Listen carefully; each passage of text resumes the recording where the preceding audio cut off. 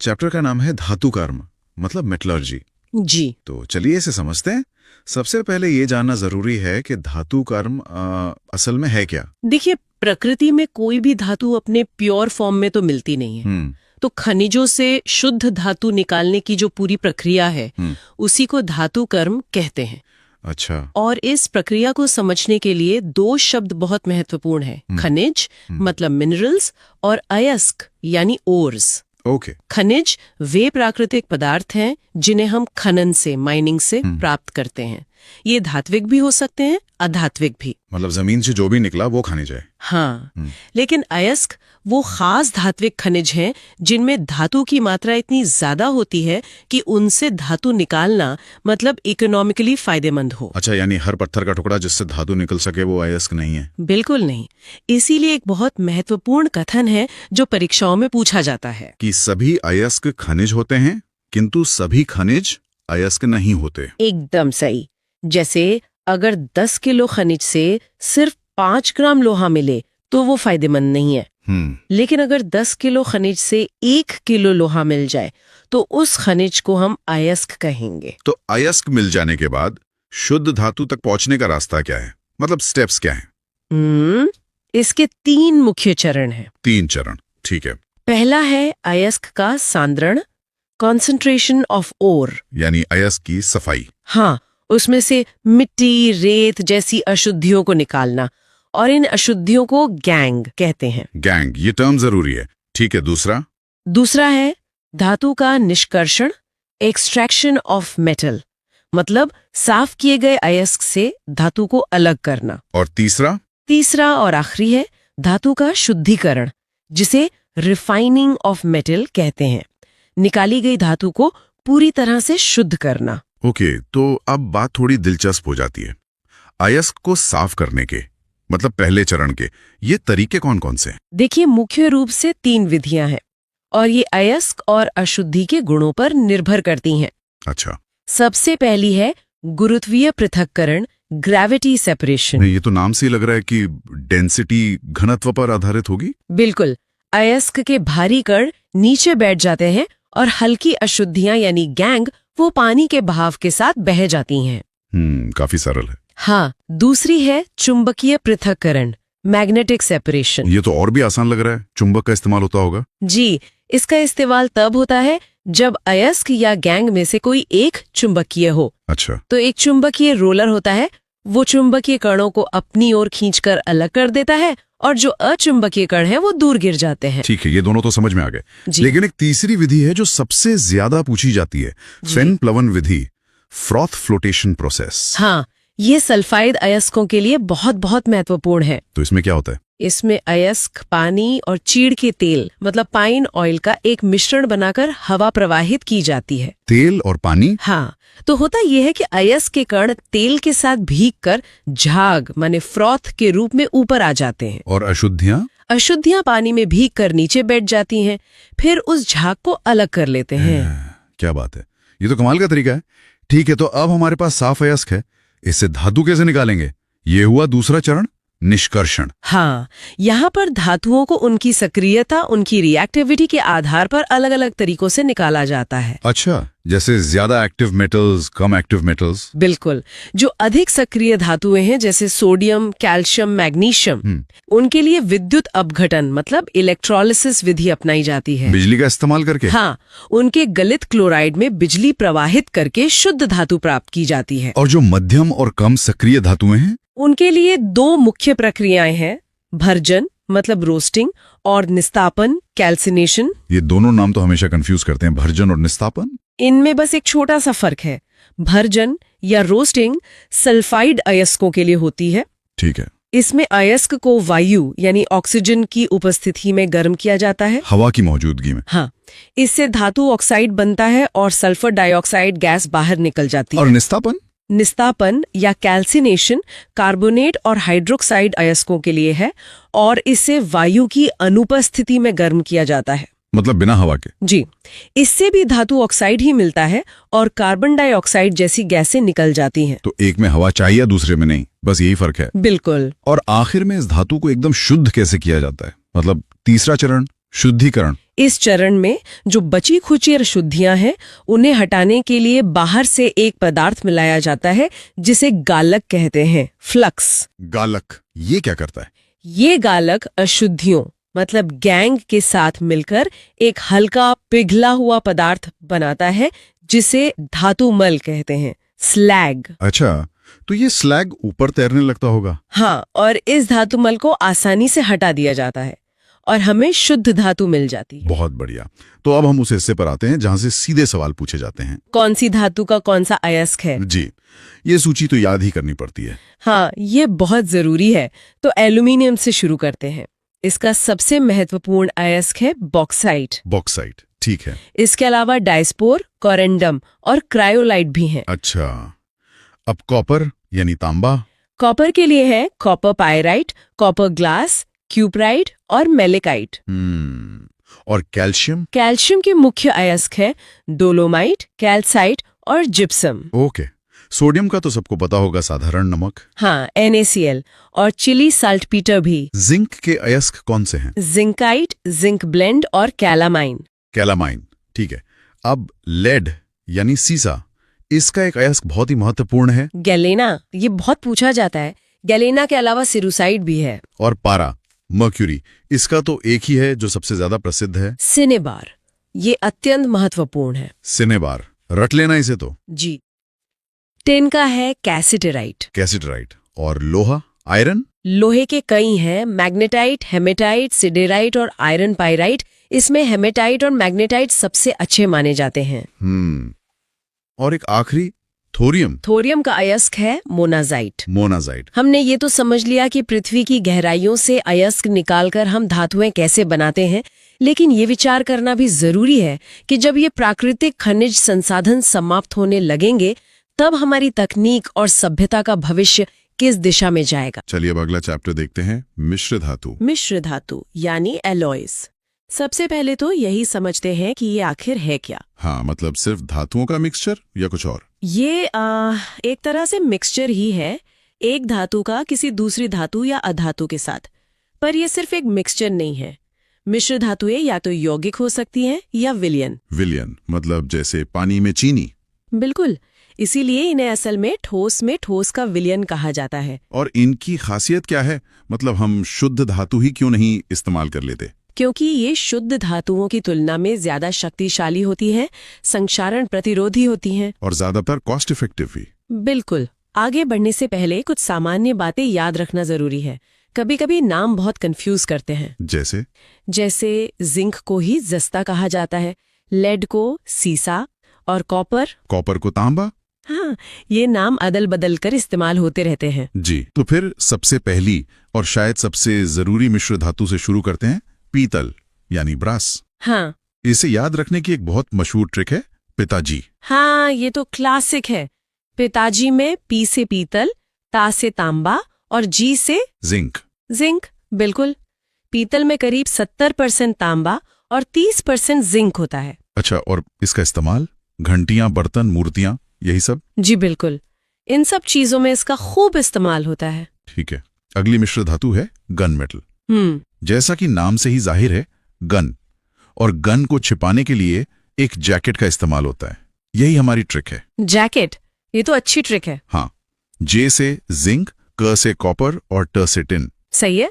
Jacket gun metal में लगभग 88% तांबा, 8 से 10% टिन और 2 से 4% जिंक होता है। अब बात करते हैं टांका या शोल्डर की। जी। जब किसी को टांका लगता है तो उसे लेटा कर लगाया जाता है। हाँ, ये भी अच्छा तरीका है याद रखने का। और लेटा से ही इसके घटक याद रहेंगे, ले से लेड यानी सीसा और टा से टिन। सही, ये तो धातुओं को जोड़ने के काम आता है और इसमें टिन और लेड की मात्रा लगभग 50-50% के आसपास होती है। ठीक है। अब आते हैं कृत्रिम सोने पर, यानी रोल्ड गोल्ड। हाँ, रोल्ड गोल्ड। इसकी कोई खास ट्रिक तो नहीं है, पर इसे सीधे एक वाक्य में याद रखना आसान है। क्या वाक्य है? तांबे में एल्यूमिनियम मिलाकर नकली सोना बनता है। बिल्कुल सीधा और आसान। इसमें तांबे की मात्रा बहुत ज्यादा होती है, लगभग 90%। और एल्यूमिनियम सिर्फ 10%। जी, और इसका इस्तेमाल तो जाहिर है सोने जैसे दिखने वाले आर्टिफिशियल आभूषण बनाने में होता है। अब है स्टील। स्टील के बारे में एक आम बात है कि समय के साथ ये काला पड़ जाता है।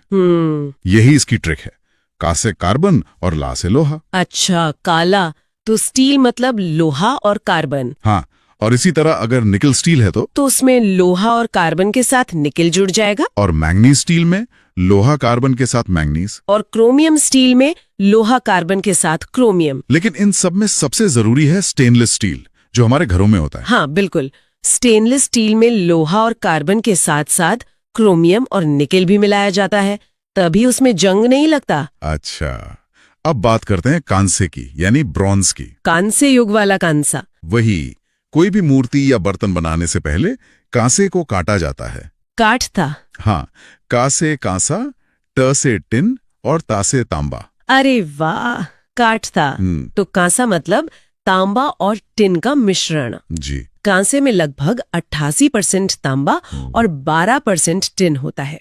इसका उपयोग तो हम जानते ही हैं, मूर्तियां, सिक्के, बर्तन। सही। और कांसे से ही मिलती जुलती है बेल मेटल। बेल यानी घंटी। और तांबे की घंटी टन टन बजती है। तो बेल मेटल भी तांबा और टिन से ही मिलकर बनती है। हाँ बिल्कुल। तो फिर इसमें और कांसे में क्या फर्क है? मात्रा का। अच्छा, बेल मेटल में लगभग 80% तांबा और 20% टिन होता है। टिन थोड़ा ज्यादा होता है, इसी वजह से वो गूंज पैदा होती है। सही बात है। इसका इस्तेमाल घंटे, बर्तन और मूर्तियां बनाने में होता है। अगली मिश्र धातु है नाइक्रोम। इसकी सबसे अच्छी बात यह है कि इसके घटक इसके नाम में ही छिपे हैं। अच्छा, कैसे? नाइक्रोम, नाई से निकिल, क्रो से क्रोमियम। नाई से निकिल और क्रो से क्रोमियम। अच्छा। और इसमें आयरन भी होता है तो? हाँ, तो आई से आयरन ले सकते हैं और म से मैंगनीज। नाई, क्रोम, निकिल, आयरन, क्रोमियम और मैंगनीज, बिल्कुल सही। इसका इस्तेमाल तो इलेक्ट्रिक हीटर और इलेक्ट्रिक आयरन का तार बनाने में होता है। जी। अब देखते हैं ड्यूरालुमिन। ड्यूरालुमिन। हाँ। नाम में एल्यूमिनियम जैसा कुछ लग रहा है। बिल्कुल। इसका इस्तेमाल हवाई जहाज का ढांचा बनाने में होता है, और हवाई जहाज में कैम यानी कैमरा ले जाना मना होता है।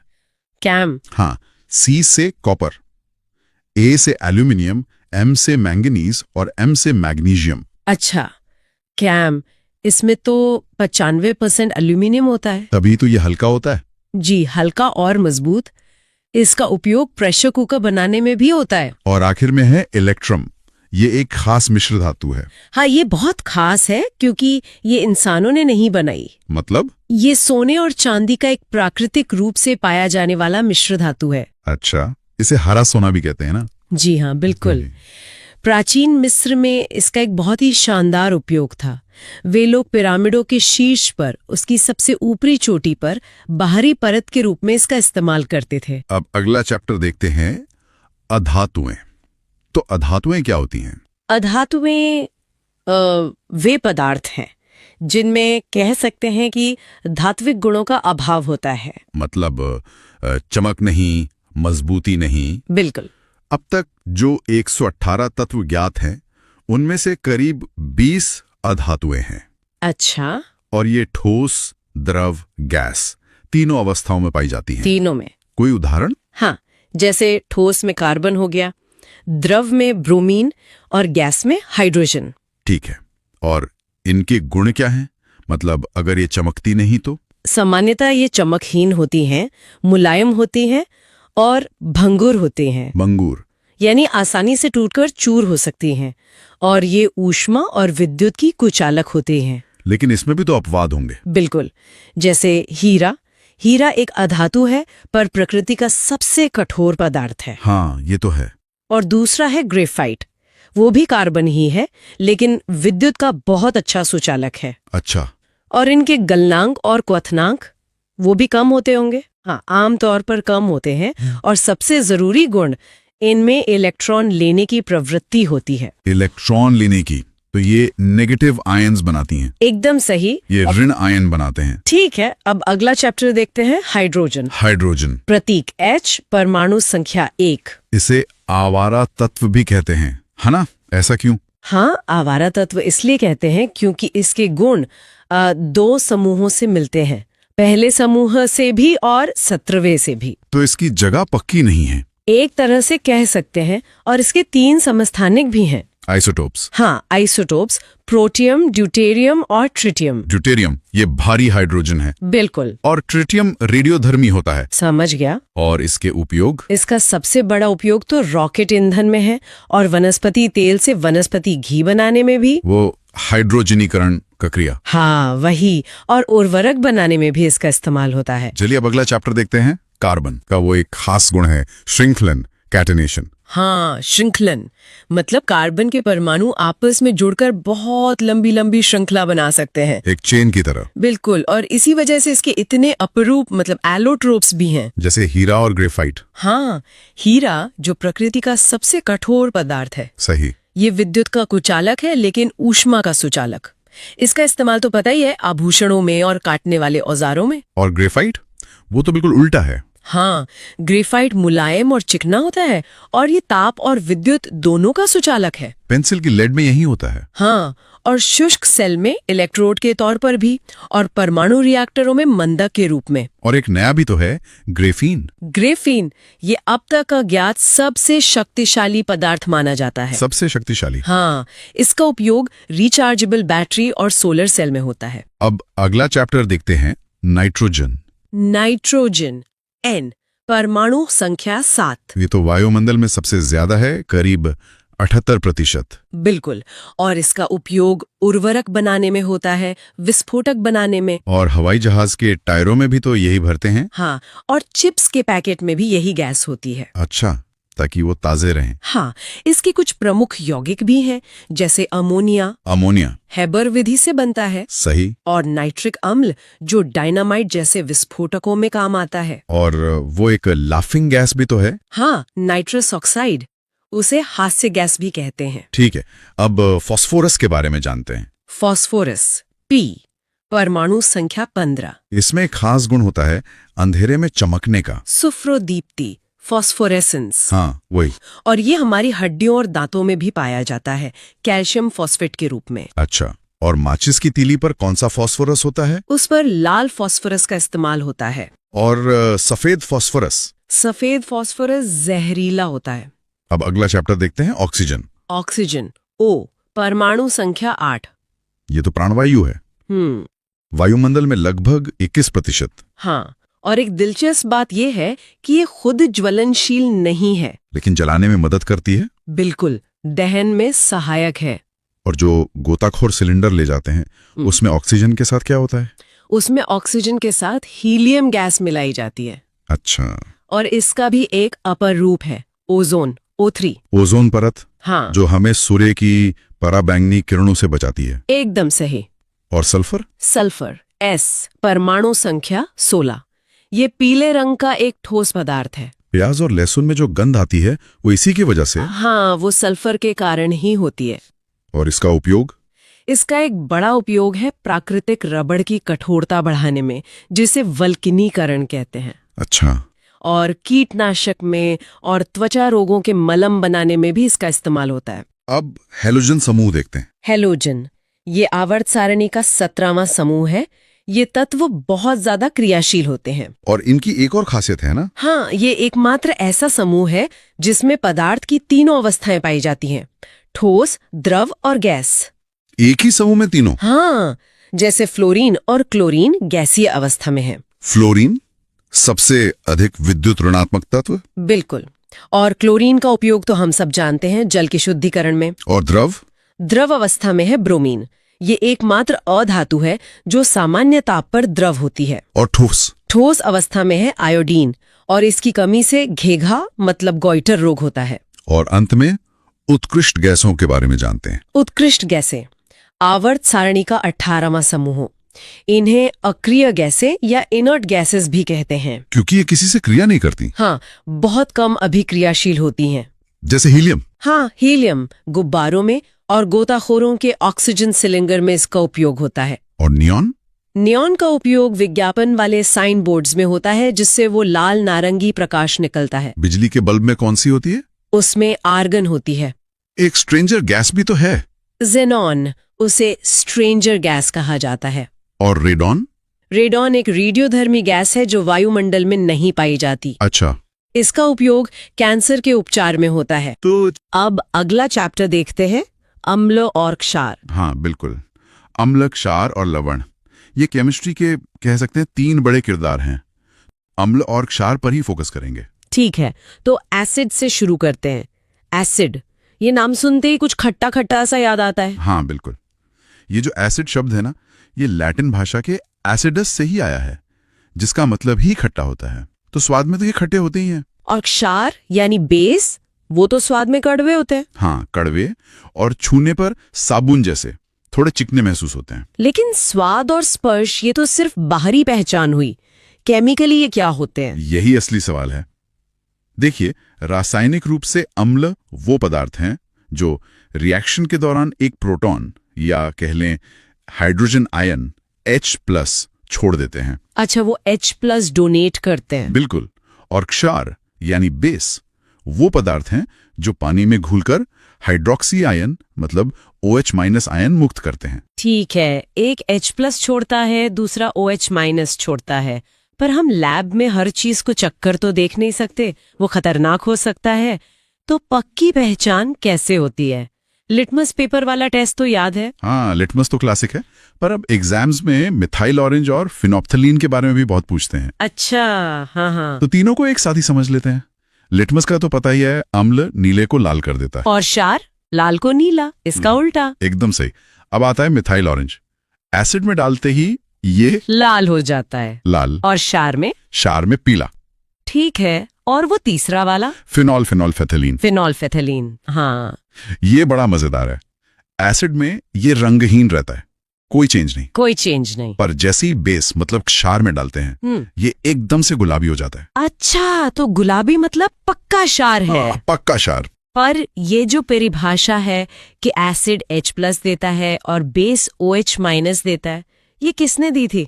मतलब क्या हमेशा से यही परिभाषा थी? बहुत अच्छा सवाल है। नहीं, ये एक पूरी जर्नी है। सबसे पहले अर्हेनियस ने ये थ्योरी दी थी कि जो पानी में घुलकर H+ दे वो एसिड, और जो OH- दे वो बेस। ये तो सिंपल है। हाँ, पर इसमें एक दिक्कत थी। ये थ्योरी सिर्फ पानी पर चलती थी। अच्छा, मतलब अगर पानी ना हो तो थ्योरी फेल।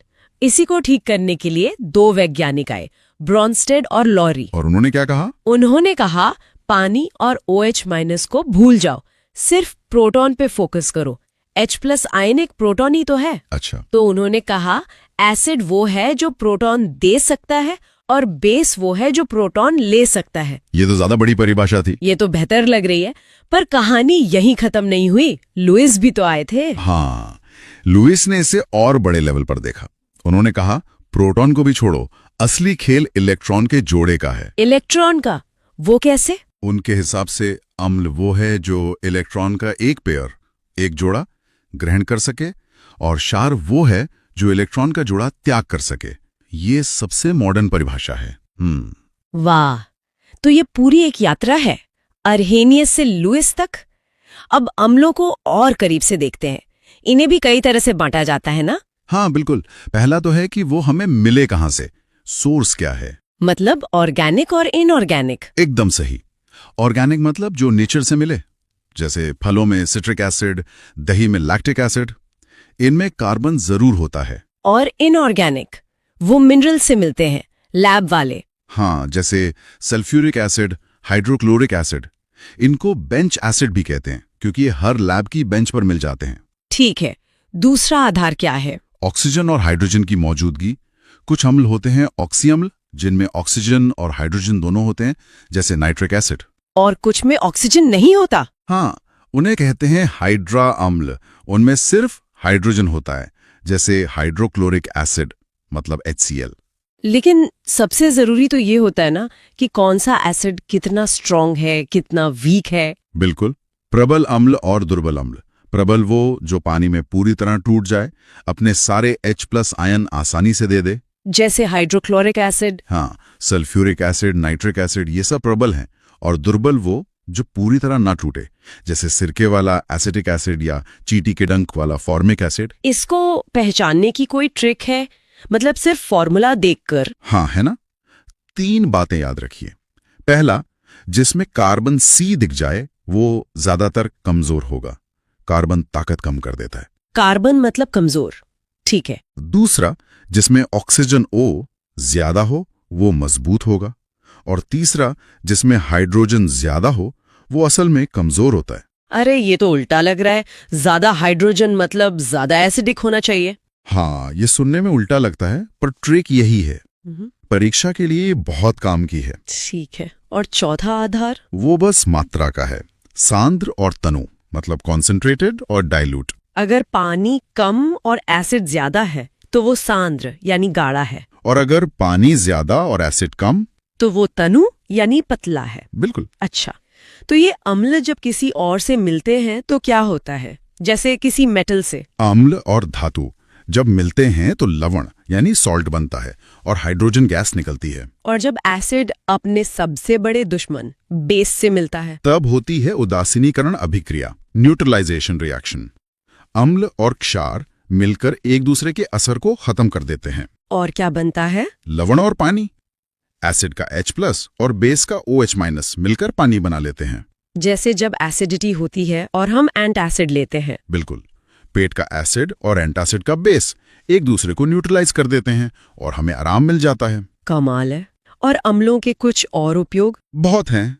एसिडिक एसिड सिरके में, अचार में। सल्फ्यूरिक एसिड तो कार की बैटरी में होता है। नाइट्रिक एसिड से उर्वरक और विस्फोटक दोनों बनते हैं। और हमारे पेट में भी तो एक एसिड होता है। हाँ, हाइड्रोक्लोरिक एसिड HCl। और ऑक्सैलिक एसिड वो जंग के दाग हटाने में काम आता है। ठीक है, अब क्षार के बारे में भी थोड़ी बात करते हैं। क्या उनमें भी प्रबल और दुर्बल होते हैं? हाँ बिल्कुल, वही कहानी है। जो क्षार पानी में पूरी तरह घुल जाएं वो प्रबल क्षारक, जैसे सोडियम हाइड्रोक्साइड NaOH, जिसे कास्टिक सोडा भी कहते हैं। और जो पूरी तरह न घुले? वो दुर्बल क्षारक, जैसे मैग्नीशियम हाइड्रोक्साइड, जो एंटासिड में होता है। और इनके क्या उपयोग है? कास्टिक सोडा का नाम तो सुना है। हाँ, वो साबुन और कागज बनाने में काम आता है। और कैल्शियम हाइड्रोक्साइड मतलब बुझा हुआ चूना, वो ब्लीचिंग पाउडर बनाने में यूज होता है। अच्छा, और एक और है मिल्क ऑफ मैग्नीशिया। हाँ, मैग्नीशियम हाइड्रोक्साइड, वो तो एंटासिड के रूप में पेट की एसिडिटी कम करने के लिए है ही। अब उस फाइनल ट्रिक पर आते हैं।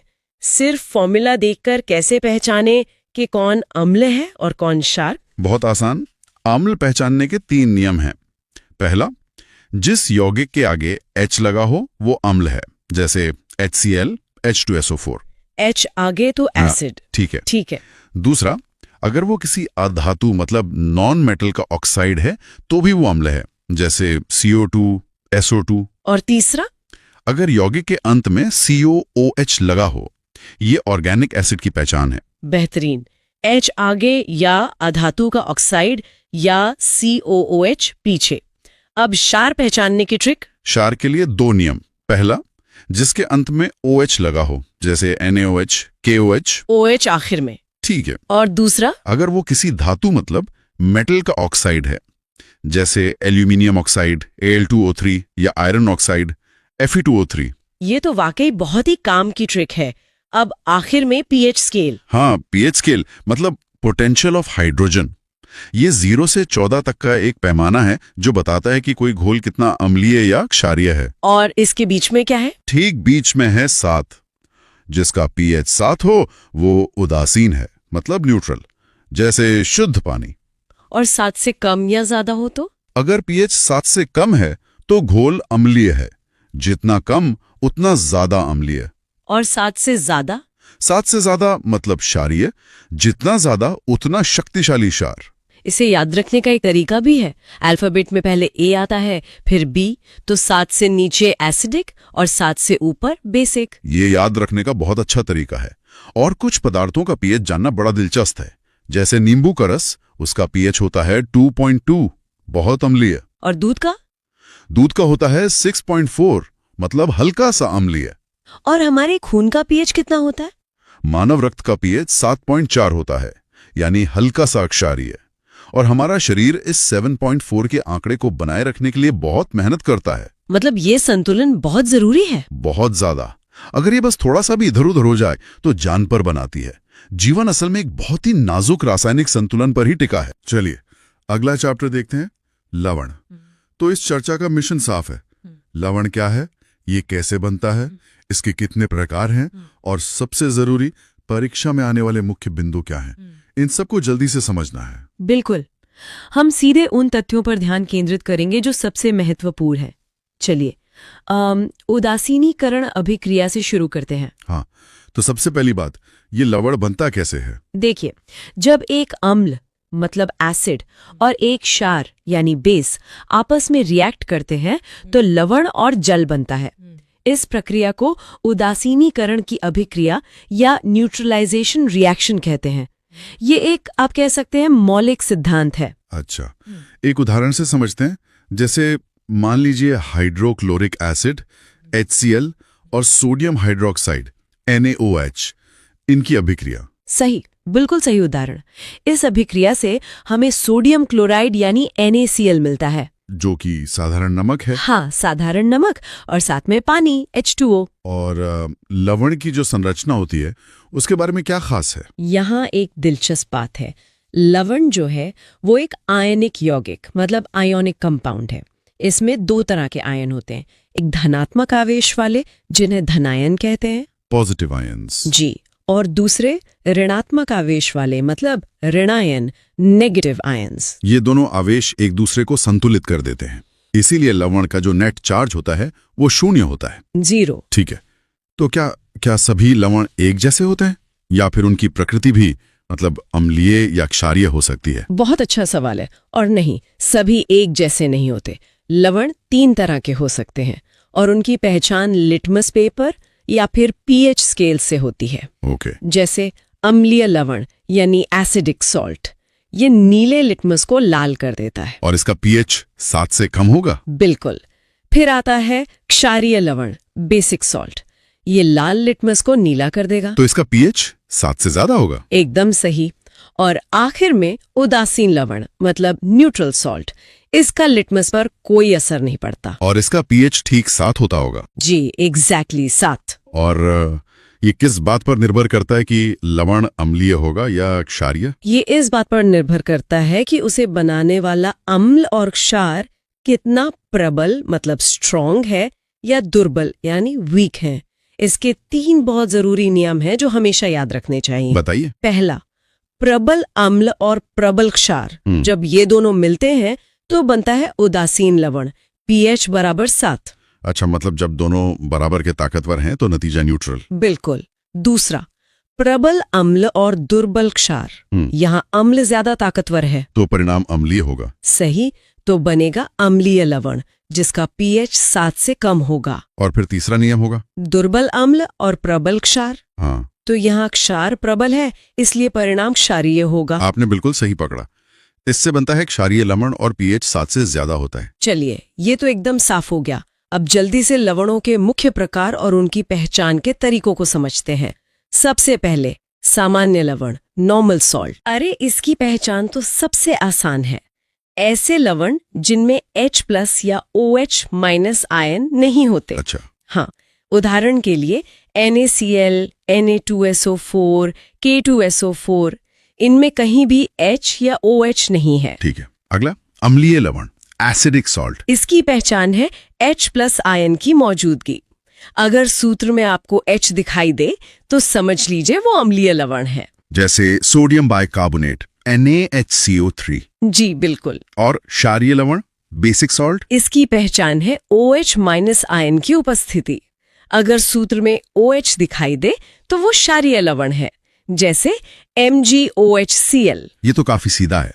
अब कुछ विशेष प्रकारों पर आते हैं, जैसे द्विक लवण, डबल सॉल्ट। जैसा कि नाम से ही पता चल रहा है, ये 2 साधारण लवणों के विलयन से बनता है। हाँ। इसका सबसे प्रसिद्ध उदाहरण है फिटकरी, एलम। हाँ, इसका सूत्र तो अक्सर पूछा जाता है। जी, K2SO4.Al2SO4 और आखिरी जटिल लवण, कॉम्प्लेक्स सॉल्ट। इसे पहचानना तो सबसे आसान है। इसमें बड़ा ब्रैकेट होता है ना? बिल्कुल। इसके रासायनिक सूत्र में आपको हमेशा एक बड़ा ब्रैकेट देखने को मिलेगा। अगर ये ब्रैकेट है तो वो जटिल लवण है, कोई शक ही नहीं। चलिए, अब कुछ रोजमर्रा के और औद्योगिक रूप से महत्वपूर्ण लवणों और उनके उपयोगों पर एक नजर डालते हैं। ये तो सीधे सीधे परीक्षा में पूछे जाते हैं। सबसे पहले सोडियम क्लोराइड, साधारण नमक।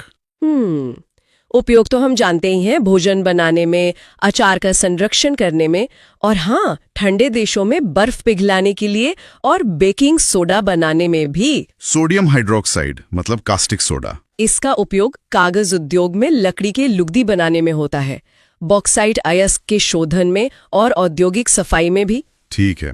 और सोडियम कार्बोरेट, धावन सोडा या वॉशिंग सोडा? हाँ, तो इसका उपयोग कांच, साबुन और बोरेक्स बनाने में होता है। अच्छा। और एक बहुत महत्वपूर्ण उपयोग है जल की स्थायी कठोरता दूर करने में, और हाँ, टूथपेस्ट में झाग बनाने वाले एजेंट के रूप में भी। Sodium bicarbonate, baking soda. इसका सबसे बड़ा उपयोग तो अग्निशामक मतलब फायर एक्सटिंग्विशर में है। और बेकिंग में भी तो होता है? जी, बेकिंग में, केक और ब्रेड को हल्का और स्पंजी बनाने के लिए। अगला है कैल्शियम हाइपोक्लोराइड, विरंजा चूर्ण, ब्लीचिंग पाउडर।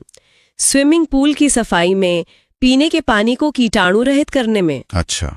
और कागज उद्योग में ब्लीचिंग एजेंट के रूप में। Calcium sulphate hemihydrate, plaster of Paris. हाँ, ये जिप्सम को 120 डिग्री सेल्सियस पर गर्म करके बनाया जाता है। और इसका उपयोग? इसका उपयोग टूटी हुई हड्डियों को जोड़ने के लिए प्लास्टर चढ़ाने में होता है और घरों में सतह को चिकना बनाने में। और अंत में पोटेशियम नाइट्रेट। इसके तो बहुत उपयोग हैं, उर्वरक यानी खाद बनाने में। गन पाउडर में भी तो होता है? हाँ, गन पाउडर और बारूद के निर्माण में, संवेदनशील दांतों के लिए टूथपेस्ट बनाने में। अच्छा। और रॉकेट ईंधन में ऑक्सीकारक मतलब ऑक्सीडाइजर के रूप में भी। चलिए अगला चैप्टर देखते हैं, इलेक्ट्रॉनिक विन्यास। हाँ, इलेक्ट्रॉनिक कॉन्फ़िगरेशन। मुझे याद है स्कूल में ये टॉपिक कई लोगों के लिए मतलब सिर दर्द हुआ करता था, खासकर वो जो अपवाद थे उनके साथ। बिल्कुल। ऊपर से ये थोड़ा जटिल लग सकता है, लेकिन इसके पीछे एक बहुत ही सुंदर और तार्किक व्यवस्था है। अच्छा। असल में ये समझने जैसा है कि एक परमाणु के अंदर इलेक्ट्रॉन्स अपना घर कैसे चुनते हैं, और प्रकृति यहाँ भी सबसे कुशल रास्ता ही चुनती है। इलेक्ट्रॉन का घर, ये सोचने का तरीका अच्छा है। तो फिर इस घर के नक्शे से ही शुरू करते हैं। हम शेल या कक्षा के बारे में सुनते हैं, ये क्या है? आप इसे ऐसे सोचिए जैसे एक बहुत बड़ी गोल बिल्डिंग है और उसका सेंटर, उसका केंद्र है नाभिक। ठीक है। अब इस बिल्डिंग में अलग अलग मंजिलें हैं। इन्हीं मंजिलों को हम शेल कहते हैं। KLMN। हाँ, KLMN अक्षरों से, या फिर 1 2 3 4 नंबरों से। K पहली मंजिल, L दूसरी, और इसी तरह आगे। और हर मंजिल पर रहने की एक लिमिट तो होगी, है ना? हाँ बिल्कुल। ऐसा तो नहीं हो सकता कि सब बस पहली ही मंजिल पर आकर भीड़ लगा लें। एकदम सही पकड़ा। हर शेल की अपनी एक कैपेसिटी होती है, और उसे हम एक बड़े ही सिंपल फॉर्मूला 2n² से निकाल सकते हैं। 2n², ठीक है। यहाँ n बस मंजिल का नंबर है, तो पहली मंजिल मतलब K शेल, उसके लिए n = 1 हुआ, तो उसकी क्षमता हुई सिर्फ 2 इलेक्ट्रॉन। सही। और दूसरी मंजिल L शेल की क्षमता 8 इलेक्ट्रॉनों की है, तीसरी M शेल की 18 और चौथी N शेल की 32 इलेक्ट्रॉन। ठीक है, तो ये बिल्डिंग की मंजिलें हो गई, KLMN। लेकिन कहानी तो इन मंजिलों के अंदर बने कमरों में होगी, जिन्हें हम सब शेल कहते हैं। बिल्कुल। हर मंजिल पर अलग अलग तरह के अपार्टमेंट या कमरे होते हैं, यही हैं subshell, S, P, D और F। अच्छा। S सब शेल को आप एक छोटा स्टूडियो अपार्टमेंट समझिए, जिसमें सिर्फ 2 इलेक्ट्रॉन रह सकते हैं। और D सब शेल? D सब शेल एक बड़ा 5 रूम सेट जिसमें 10 इलेक्ट्रॉन रहते हैं। और F सब शेल तो बहुत ही बड़ा 7 रूम सेट है जिसमें 14 इलेक्ट्रॉन समा सकते हैं। ये पैटर्न बड़ा दिलचस्प है। 2, 6, 10, 14, हर बार 4 बढ़ रहे हैं। हाँ, 4 का अंतर है। तो अब हमारे पास बिल्डिंग का पूरा खाका है, मंजिलें हैं और उन पर अपार्टमेंट भी। अब सबसे बड़ा सवाल, जब नए इलेक्ट्रॉन आते हैं तो वे कौन सा कमरा चुनते हैं? कोई नियम है? यहीं पर सबसे जरूरी सिद्धांत आता है, ऑफबाउ का सिद्धांत। ऑफबाउ, ये एक जर्मन शब्द है जिसका मतलब है निर्माण करना। और ये सिद्धांत बस ये कहता है कि इलेक्ट्रॉन हमेशा सबसे कम ऊर्जा वाले अपार्टमेंट में पहले जाएगा। सबसे सस्ता और सबसे स्थिर। बिल्कुल। आप पहली मंजिल का स्टूडियो अपार्टमेंट मतलब 1S खाली छोड़कर सीधे तीसरी मंजिल के पेंट हाउस 3D में नहीं जा सकते। आपको नीचे से भरना शुरू करना होगा। तो ऊर्जा का स्तर ही सब कुछ तय करता है। इसका क्रम क्या है? इसका क्रम है 1s, फिर 2s, फिर 2p, फिर 3s, फिर 3p। यहाँ तक तो सब सीधा लग रहा है। हाँ, यहाँ तक तो है। पहली मंजिल भरो, फिर दूसरी, फिर तीसरी। लेकिन 3p के बाद एक बहुत बड़ा और मजेदार मोड़ आता है। वो क्या? 3p के बाद इलेक्ट्रॉन 3d में नहीं जाता, जबकि 3d भी तीसरी ही मंजिल का हिस्सा है। एक मिनट, ये तो अजीब है। तीसरी मंजिल में कमरे खाली हैं, लेकिन इलेक्ट्रॉन वहां जा ही नहीं रहा। सही पकड़ा। और यही इलेक्ट्रॉनिक विन्यास का सबसे बड़ा राज है। होता यह है कि चौथी मंजिल का स्टूडियो अपार्टमेंट यानी 4s, वो ऊर्जा के मामले में तीसरी मंजिल के बड़े लग्जरी अपार्टमेंट 3d से थोड़ा सस्ता पड़ता है। अच्छा। तो प्रकृति का नियम कहता है पहले वहां जाओ जहां कम ऊर्जा लगे। इसलिए 3p भरने के बाद इलेक्ट्रॉन पहले 4s में जाता है और उसके बाद कहीं जाकर 3d की बारी आती है। वाह, तो ये सीधी सादी सीढ़ियां नहीं है, बल्कि कुछ मंजिलों के रास्ते आपस में उलझे हुए हैं। बिल्कुल। इसे एक उदाहरण से समझते हैं। सोडियम Na, जिसका परमाणु क्रमांक 11 है, इसके 11 इलेक्ट्रॉन इस बिल्डिंग में कैसे रहेंगे? चलिए एक एक करके 11 इलेक्ट्रॉनों को सबसे कम ऊर्जा वाले कमरों में भेजते हैं। ठीक है। पहले 2 इलेक्ट्रॉन जाएंगे सबसे नीचे 1s अपार्टमेंट में, तो हम लिखेंगे 1s स्क्वायर। 1s square. अगले 2 इलेक्ट्रॉन दूसरी मंजिल के 2s अपार्टमेंट में, ये हुआ 2s स्क्वायर। ठीक है। फिर अगले 6 इलेक्ट्रॉन दूसरी ही मंजिल के 2p अपार्टमेंट में, ये हुआ 2p6। तो अब तक कितने हो गए? 2, 2 और 6, मतलब 10 इलेक्ट्रॉन भर गए। हाँ, 10 हो गए। और हमारे पास एक और बचा है, वो कहाँ जाएगा? ऊर्जा के क्रम के हिसाब से 2p के बाद 3s की बारी आती है, तो वो बचा हुआ एक इलेक्ट्रॉन 3s अपार्टमेंट में चला जाएगा।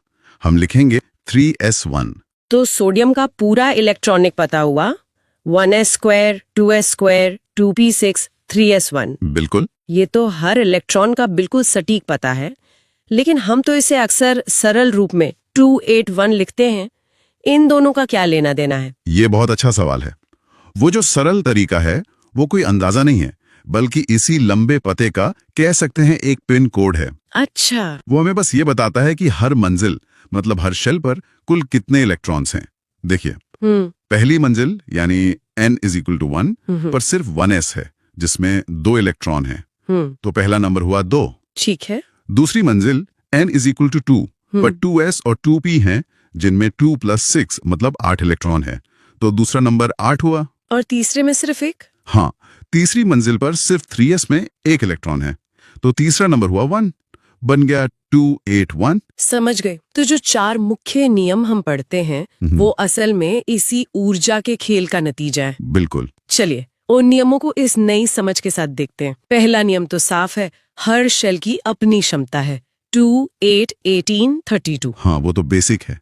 दूसरा नियम भी साफ है, नीचे से ऊपर भरो। लेकिन तीसरा नियम वो हमेशा उलझाता है। तीसरा नियम? कि किसी भी परमाणु के सबसे बाहरी शेल में 8 से ज्यादा इलेक्ट्रॉन नहीं हो सकते। हाँ, यही वाला। अब हम जानते हैं कि ऐसा क्यों है।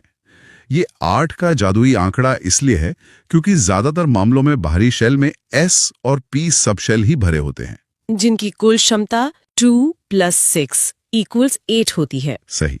और 8 इलेक्ट्रॉन का ये विन्यास जैसे कि नियॉन या आर्गन में होता है, वो एक बहुत ही स्थिर, एक स्टेबल अवस्था है। परमाणु उस स्थिरता को तोड़ना नहीं चाहता। तो पोटेशियम, जिसका परमाणु क्रमांक 19 है, वो इसका सबसे अच्छा उदाहरण है। आर्गन 18 का विन्यास 288 है, तो पोटेशियम का 289 क्यों नहीं होता, जबकि m शेल में तो 18 की जगह है? क्योंकि अगर हम 289 लिखते तो m शेल बाहरी शेल बन जाता और उसमें 9 इलेक्ट्रॉन हो जाते, जो 8 के स्थिर सीमा को तोड़ देता। अच्छा। तो परमाणु ऐसा करने के बजाय एक ज्यादा आसान रास्ता अपनाता है। वो 19वें इलेक्ट्रॉन को m शेल में भेजने की जगह उसे कम ऊर्जा वाले n शेल यानी 4s में भेज देता है। इसीलिए पोटेशियम का विन्यास 2881 बनता है। बिल्कुल। परमाणु ने एक नई मंजिल शुरू कर दी ताकि पुरानी मंजिल की स्थिरता बनी रहे। ये तो जबरदस्त है, मतलब पूरी व्यवस्था ही स्थिरता पाने के लिए है। तो इसी तर्क से कैल्शियम, जिसका परमाणु क्रमांक 20 है, उसका विन्यास 2882 होगा। हाँ, क्योंकि दूसरा इलेक्ट्रॉन भी 4s में ही जाएगा, जो अभी भी 3d से कम ऊर्जा पर है। ठीक है। और यहीं से चौथा नियम सामने आता है, जो कहता है कि बाहरी शेल में 2 से ज्यादा इलेक्ट्रॉन तब तक नहीं आएंगे जब तक कि अंदर वाला शेल पूरी तरह से भर न जाए। अब कैल्शियम 20 के बाद यानी स्कैंडियम 21 में 21वां इलेक्ट्रॉन कहाँ जाएगा? अब तो फॉरेस्ट भर चुका है। मेरे ख्याल से अब उसे मजबूरी में तीसरी मंजिल के उस महंगे वाले 3D अपार्टमेंट में जाना पड़ेगा जिसे उसने पहले छोड़ दिया था। एकदम सही। अब ऊर्जा के क्रम में 3D की बारी है। तो नया इलेक्ट्रॉन बाहरी एन शेल में नहीं बल्कि अंदर वाले एम शेल में वापस भरने लगता है। इसे बैकफिलिंग कहते हैं। हाँ, एक तरह से। तो स्कैंडियम 21 का विन्यास बनता है 2 8 9 2। देखिए, बाहरी शेल में 2 ही रहे और अंदर वाला शेल 8 से बढ़कर 9 हो गया। अच्छा, तो इलेक्ट्रॉन बाहर एक चौकीदार की तरह 2 इलेक्ट्रॉन रखकर अंदर गोदाम भरने लगता है। हाँ, कह सकते हैं। तो टाइटेनियम 22 का होगा 2 8 10 2 और ये सिलसिला चलता रहेगा जब तक एम शेल अपनी पूरी 18 की क्षमता तक भर नहीं जाता। हाँ, ये पैटर्न जिंक 30 तक चलता है जिसका विन्यास 2 8 18 2 होता है। लेकिन इस कहानी में 2 बहुत मशहूर विद्रोही किरदार भी हैं। क्रोमियम और कॉपर। बिल्कुल, क्रोमियम 24 और कॉपर 29। हाँ, ये वही अपवाद है जिन्हें बस रटने को कहा जाता था। लेकिन अब मुझे लगता है कि इनके पीछे भी कोई गहरी वजह होगी। यकीनन है, और वो वजह भी स्थिरता ही है। नियम के हिसाब से क्रोमियम 24 का विन्यास होना चाहिए था 2 8 12 2। इसके 3D सब शेल में 4 इलेक्ट्रॉन होते, लेकिन परमाणु देखता है कि अगर वो अपने बाहरी 4s शेल से 1 इलेक्ट्रॉन कह लीजिए उधार लेकर 3D में ले आए तो 3D में 5 इलेक्ट्रॉन हो जाएंगे। तो उससे क्या फर्क पड़ेगा? 4 से 5 हो गए तो? बहुत बड़ा फर्क। D सब शेल में कुल 10 इलेक्ट्रॉन आ सकते हैं। 5 पर ये ठीक आधा भरा होता है, हाफ फिल्ड, और 10 पर पूरा भरा, फुली फिल्ड। अच्छा। और ये दोनों ही अवस्थाएं ठीक आधी और पूरी भरी हुई असाधारण रूप से स्थिर होती हैं, सिमेट्री की वजह से। तो क्रोमियम 1 इलेक्ट्रॉन उधार लेकर ज्यादा स्थिर हो जाता है? बिल्कुल। तो वो एक अस्थिर अवस्था में रहने के बजाय 1 इलेक्ट्रॉन उधार लेकर ज्यादा स्थिर आधी भरी हुई अवस्था 3D 5 में चला जाता है। इसलिए उसका असली विन्यास 2 8 13 1 होता है, 2 8 12 2 नहीं। कमाल है। यानी परमाणु नियम तोड़ने को भी तैयार है अगर उससे ज्यादा स्थिरता मिल रही हो। तो कॉपर 29 के साथ भी यही कहानी होगी? एकदम यही कहानी। नियम से कॉपर का विन्यास 2 8 17 2 होना चाहिए था, मतलब 3D में 9 इलेक्ट्रॉन, जो कि ना आधा भरा है ना पूरा। सही। तो वो भी 4s से 1 इलेक्ट्रॉन उधार लेकर अपने 3D सब शेल को 10 पर पूरा भर लेता है, जो कि एक बेहद स्थिर अवस्था है। तो इसका असली विन्यास हो जाता है 2 8 18 1। तो ये रटने वाली बात नहीं बल्कि एक गहरा सिद्धांत है। स्थिरता सबसे ऊपर है। स्थिरता सबसे ऊपर। चलिए इस पूरी समझ को कुछ और उदाहरणों पर लगाकर देखते हैं। जैसे क्लोरीन 17। ये 20 से कम है तो यहाँ ऊर्जा का ओवरलैप नहीं है, ये सीधा है। ठीक है। पहले शेल में 2, दूसरे में 8, कुल 10 हो गए। 17 में से 10 गए, बचे 7, वो तीसरे शेल में जाएंगे। तो विन्यास हुआ 2 8 7। बिल्कुल। और आप देखिए, इसके बाहरी शेल में 7 इलेक्ट्रॉन्स हैं। ये स्थिर ऑक्टेट यानी 8 से सिर्फ 1 कदम दूर है। इसीलिए क्लोरीन इतना प्रतिक्रियाशील होता है। बहुत बढ़िया। अब एक मुश्किल वाला लेते हैं, जैसे निकेल 28। ठीक है, निकेल 28 मतलब ये कैल्शियम 20 से 8 इलेक्ट्रॉन आगे हैं। हमें पता है कि कैल्शियम 2882 तक 4s सबशेल भर चुका है। अब बचे हुए 8 इलेक्ट्रॉन कहाँ जाएंगे? अंदर वाले 3D सब शेल में। सही। तो तीसरे शेल M में जो पहले से 8 इलेक्ट्रॉन थे उनमें 8 और जुड़ जाएंगे। तो तीसरा शेल हो जाएगा 8 + 8 = 16 और बाहरी चौथा शेल N वैसा का वैसा 2 पर ही रहे। तो निकेल का सही विन्यास हुआ 2 8 16 2। ठीक है, तो चलिए अब अगला चैप्टर देखते हैं, संयोजकता। संयोजकता या जिसे हम वैलेंसी कहते हैं। हाँ, वैलेंसी। तो इसका मतलब क्या है?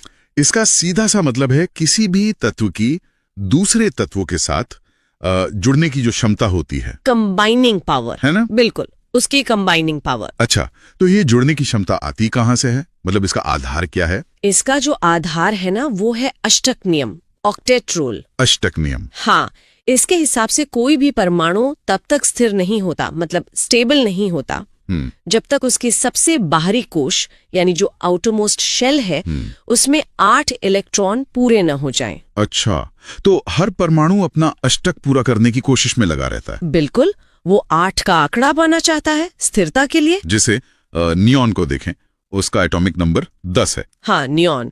तो उसका इलेक्ट्रॉनिक कॉन्फ़िगरेशन हुआ 2 8। इसके बाहरी कोश में तो पहले से ही 8 इलेक्ट्रॉन है, मतलब ये तो पहले से ही स्थिर है। एकदम, उसे किसी के साथ रिएक्शन करने की कोई जरूरत ही नहीं है, वो स्टेबल है। और इसीलिए उसकी संयोजकता 0 होती है। बिल्कुल। वहीं दूसरी तरफ आप सोडियम को देखिए। Sodium atomic number 11। हाँ, तो उसका कॉन्फ़िगरेशन क्या होगा? 2 8 और 1। 1। तो इसके बाहरी कोश में 1 इलेक्ट्रॉन ज्यादा है। तो ये उस 1 इलेक्ट्रॉन को किसी को देकर स्थिर होना चाहेगा। हाँ, वो उस 1 इलेक्ट्रॉन से छुटकारा पाना चाहता है। और अगर क्लोरीन की बात करें, उसका एटॉमिक नंबर 17 है। तो कॉन्फ़िगरेशन हुआ 2 8 7। 7। इसे तो अपना अष्टक पूरा करने के लिए बस 1 इलेक्ट्रॉन की जरूरत है। बिल्कुल। तो अब देखिए, सोडियम को 1 देना है, क्लोरीन को 1 लेना है। तो सोडियम अपना वो 1 इलेक्ट्रॉन क्लोरीन को दे देता है। हाँ, और जैसे ही वो देता है, सोडियम पर एक प्लस चार्ज आ जाता है और क्लोरीन पर माइनस चार्ज, क्योंकि उसने इलेक्ट्रॉन लिया है। एकदम सही।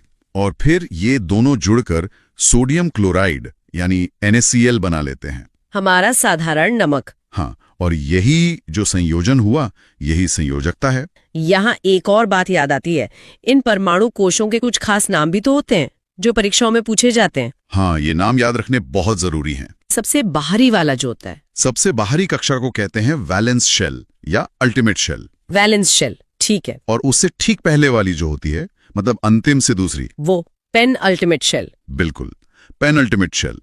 और अंतिम से तीसरी वाली, एंटी पेन अल्टीमेट शेल। एकदम सही। ये तीनों नाम बहुत महत्वपूर्ण हैं। तो किसी भी तत्व की संयोजकता निकालने का सबसे सीधा तरीका क्या है?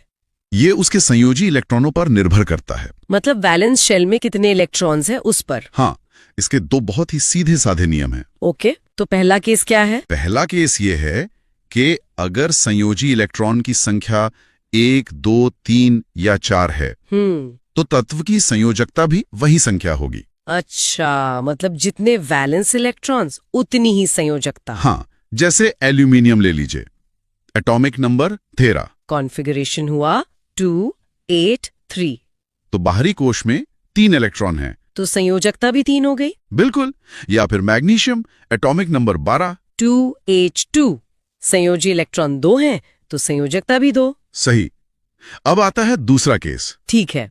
अगर संयोजी इलेक्ट्रॉन की संख्या 5 6 7 या 8 है, तो संयोजकता निकालने के लिए हम उस संख्या को 8 में से घटा देंगे। अच्छा, 8 माइनस वैलेंस इलेक्ट्रॉन। हाँ, जैसे ऑक्सीजन, एटॉमिक नंबर 8। कॉन्फ़िगरेशन 2 6। बाहरी कोश में 6 इलेक्ट्रॉन हैं, तो संयोजकता क्या होगी? 8 माइनस 6 मतलब 2। बिल्कुल।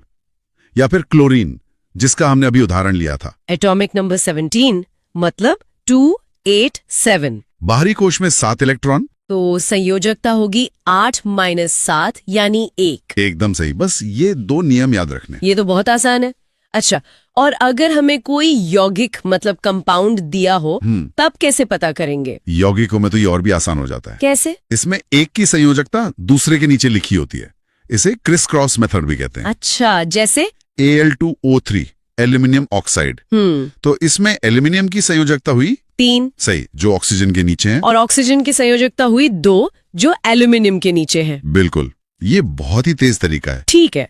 अब कुछ तत्व ऐसे भी हैं जिनकी संयोजकता 0 होती है। हमने नियॉन की बात की थी। वो आदर्श गैसें हैं, नोबल गैसेस, जिन्हें अक्रिय गैसें या इनर्ट गैसेस भी कहते हैं। हाँ, उनका अष्टक पहले से ही पूरा होता है। वो रासायनिक रूप से एकदम स्थिर होती हैं। तो वो किसी से क्रिया ही नहीं करती। इसीलिए उनकी संयोजकता 0 यानी 0 होती है। जैसे नियॉन, आर्गन, क्रिप्टॉन और हीलियम भी। हाँ, हीलियम भी। उसका एटॉमिक नंबर तो 2 है। सही। उसकी पहली और एकमात्र कक्षा में 2 इलेक्ट्रॉन होते हैं और वो कक्षा पूरी भरी होती है। अच्छा, मतलब वो भी पूरी तरह से संतुष्ट है। हाँ, वो भी स्थिर है और उसकी संयोजकता भी 0 है। ठीक है, तो अब कुछ सवाल देखते हैं जो परीक्षा में आ सकते हैं। जरूर। कार्बन, जिसका एटॉमिक नंबर 6 है, उसकी संयोजकता कितनी होगी? कार्बन का कॉन्फ़िगरेशन होगा 2,4। बाहरी कोश में 4 इलेक्ट्रॉन हैं। तो हमारे पहले नियम के हिसाब से इसकी संयोजकता 4 ही होगी। और कार्बन की संयोजकता सबसे ज्यादा होती है ना? हाँ, 4।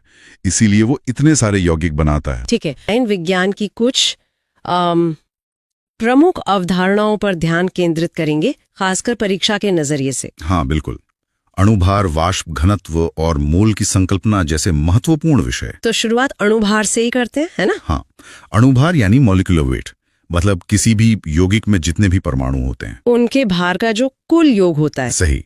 और इसे निकालना काफी सीधा है। ठीक है, तो इसे निकालते कैसे हैं? चलिए कुछ उदाहरणों से समझते हैं। बिल्कुल। सबसे पहले तो आपको यौगिक में मौजूद हर तत्व का क्या कहते हैं, परमाणु भार पता होना चाहिए। जैसे हाइड्रोजन का H2 का।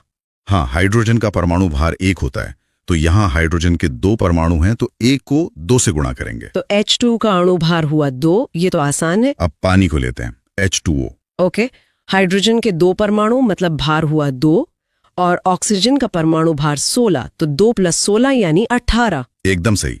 अब आप कार्बन डाइऑक्साइड CO2 का बताइए।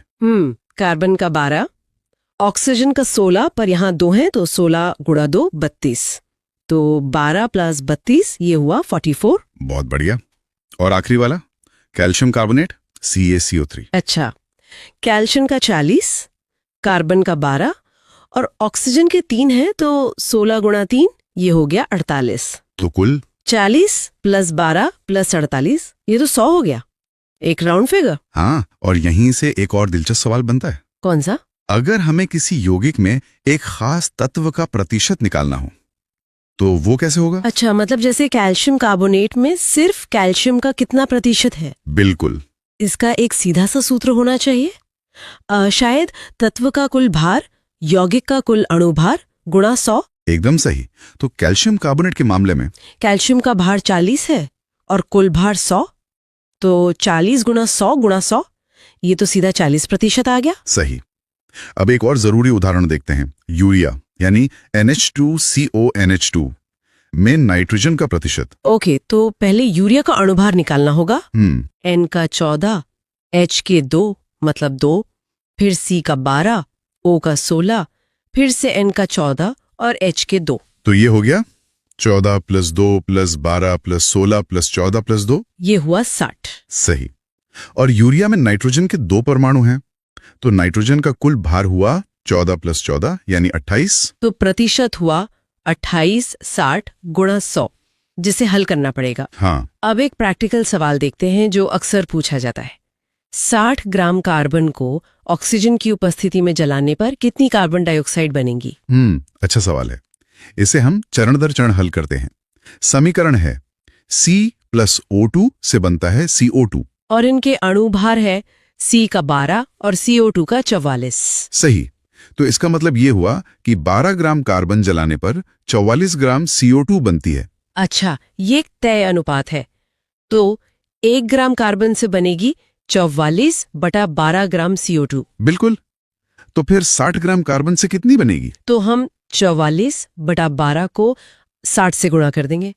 12 से 60 5 बार कटेगा, तो 44 × 5 यानी 220 ग्राम CO2। एकदम सही। एक सूत्र है, अणुभार = 2 × वाष्प घनत्व। ओ, ये तो काफी आसान है। तो मतलब अगर किसी यौगिक का वाष्प घनत्व 22 है तो उसका अणुभार हुआ 2 × 22 यानी 44। सही। अब इसका उल्टा करते हैं।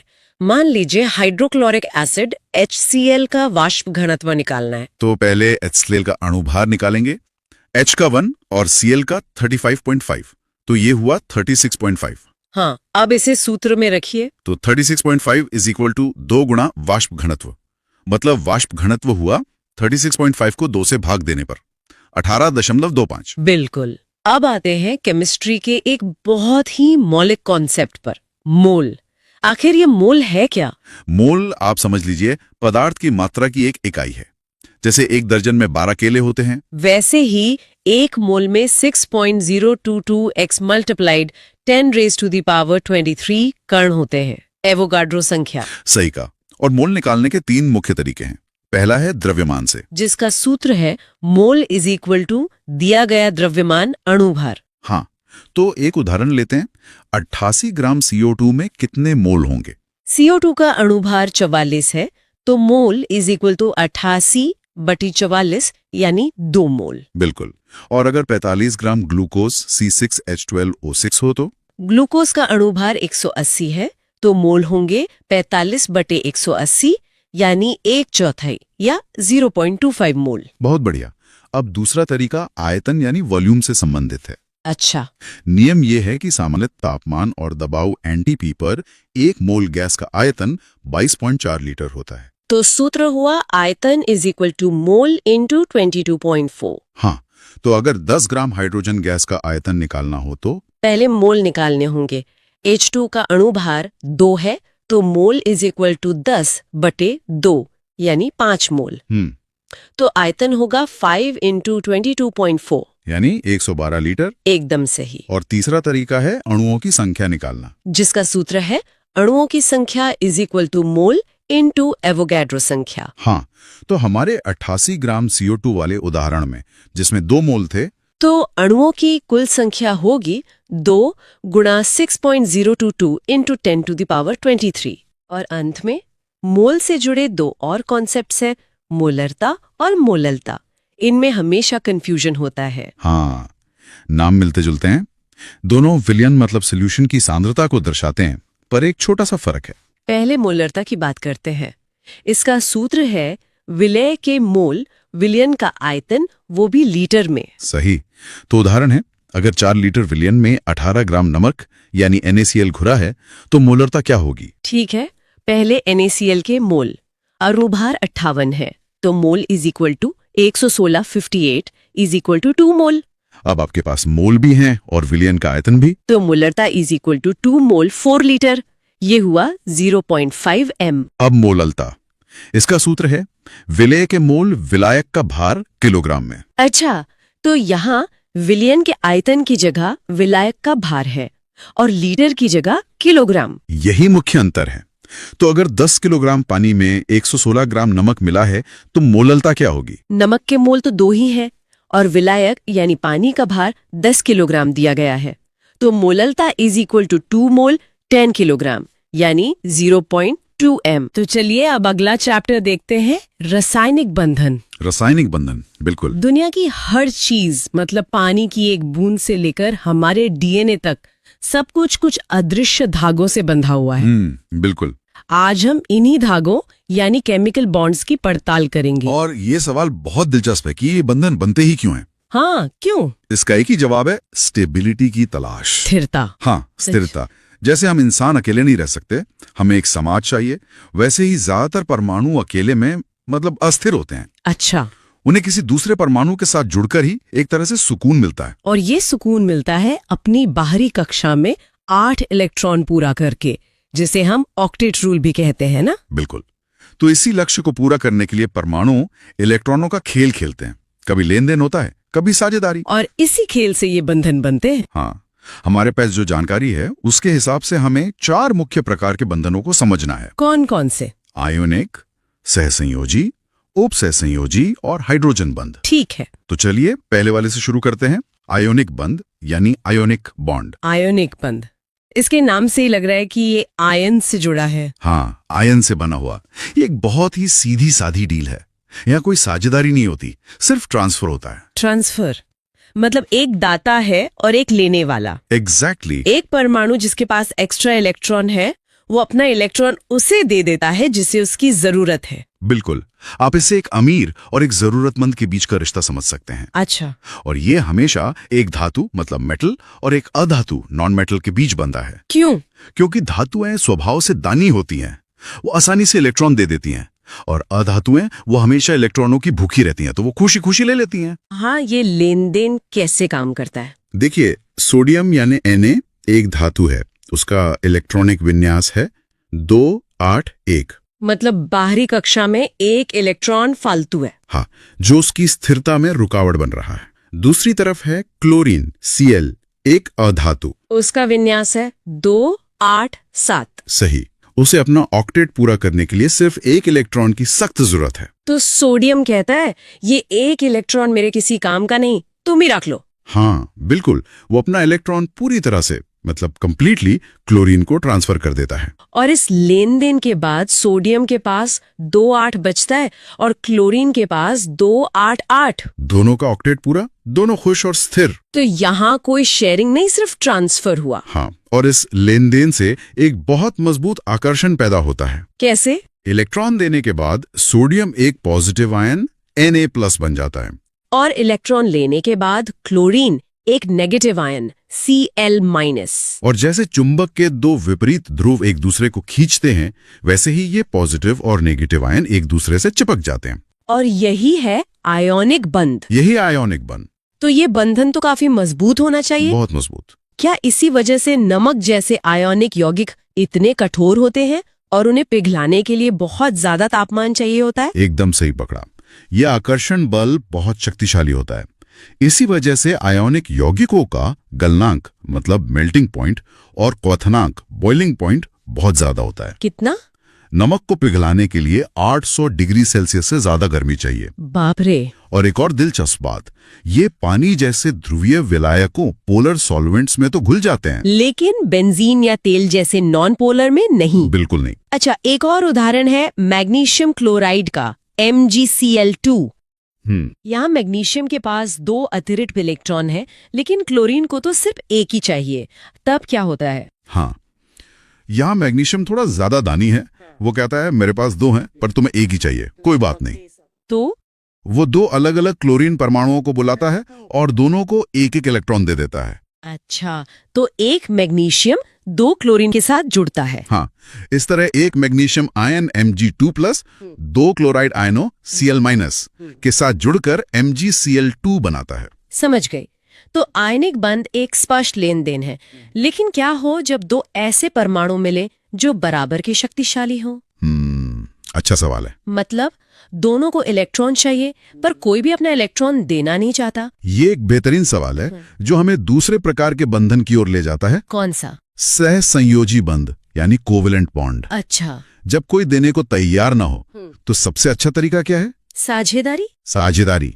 यहाँ परमाणु कहते हैं चलो अपने अपने इलेक्ट्रॉन बीच में रखते हैं और दोनों मिलकर इस्तेमाल करते हैं। तो यहाँ इलेक्ट्रॉनों का ट्रांसफर नहीं बल्कि शेयरिंग होती है। बिल्कुल, प्रॉपर शेयरिंग। मतलब यहाँ इलेक्ट्रॉनों पर दोनों परमाणुओं का बराबर का हक होता है। एकदम। ये ज्यादातर अधातुओं के बीच होता होगा, जैसे गैसों में। हाँ बिल्कुल, जैसे 2 हाइड्रोजन परमाणु मिलकर हाइड्रोजन गैस H2 बनाते हैं। दोनों को एक एक इलेक्ट्रॉन चाहिए होता है। हाँ, तो वो अपने एक एक इलेक्ट्रॉन को साझा कर लेते हैं, जिससे दोनों के पास 2-2 इलेक्ट्रॉन हो जाते हैं और वो स्थिर हो जाते हैं। तो ये हुई एक एक इलेक्ट्रॉन की साझेदारी, जिसे हम कहते हैं एकल बंध या सिंगल बॉन्ड। पानी H2O में भी तो यही होता है। हाँ, पानी में ऑक्सीजन 2 हाइड्रोजन के साथ 2 अलग अलग एकल बंध बनाता है। तो अगर एक एक इलेक्ट्रॉन की साझेदारी हो सकती है, तो क्या 2-2 या 3-3 की भी हो सकती है? क्यों नहीं? जब 2 परमाणुओं को 2-2 इलेक्ट्रॉनों की जरूरत होती है तो वो 2-2 इलेक्ट्रॉन साझा करते हैं और उसे हम कहते हैं द्विबंध या डबल बॉन्ड। बिल्कुल। इसका सबसे अच्छा उदाहरण है ऑक्सीजन गैस O2, जिससे हम सांस लेते हैं। हाँ, दोनों ऑक्सीजन परमाणुओं को 2-2 इलेक्ट्रॉन चाहिए तो वो आपस में 2 जोड़े साझा कर लेते हैं। और 3-3 की साझेदारी का मतलब होगा त्रिबंध, ट्रिपल बॉन्ड। त्रिबंध। हाँ, सुनने में ही ये बहुत मजबूत लगता है। और ये होता भी है। हमारी हवा में जो 78% नाइट्रोजन गैस N2 है, उसमें 2 नाइट्रोजन परमाणुओं के बीच यही त्रिबंध होता है। अच्छा। हर नाइट्रोजन को 3 इलेक्ट्रॉन चाहिए तो वो आपस में 3-3 इलेक्ट्रॉन साझा करते हैं। और ये त्रिबंध बहुत मजबूत होता होगा। बहुत ज्यादा। इसे तोड़ना बहुत मुश्किल है।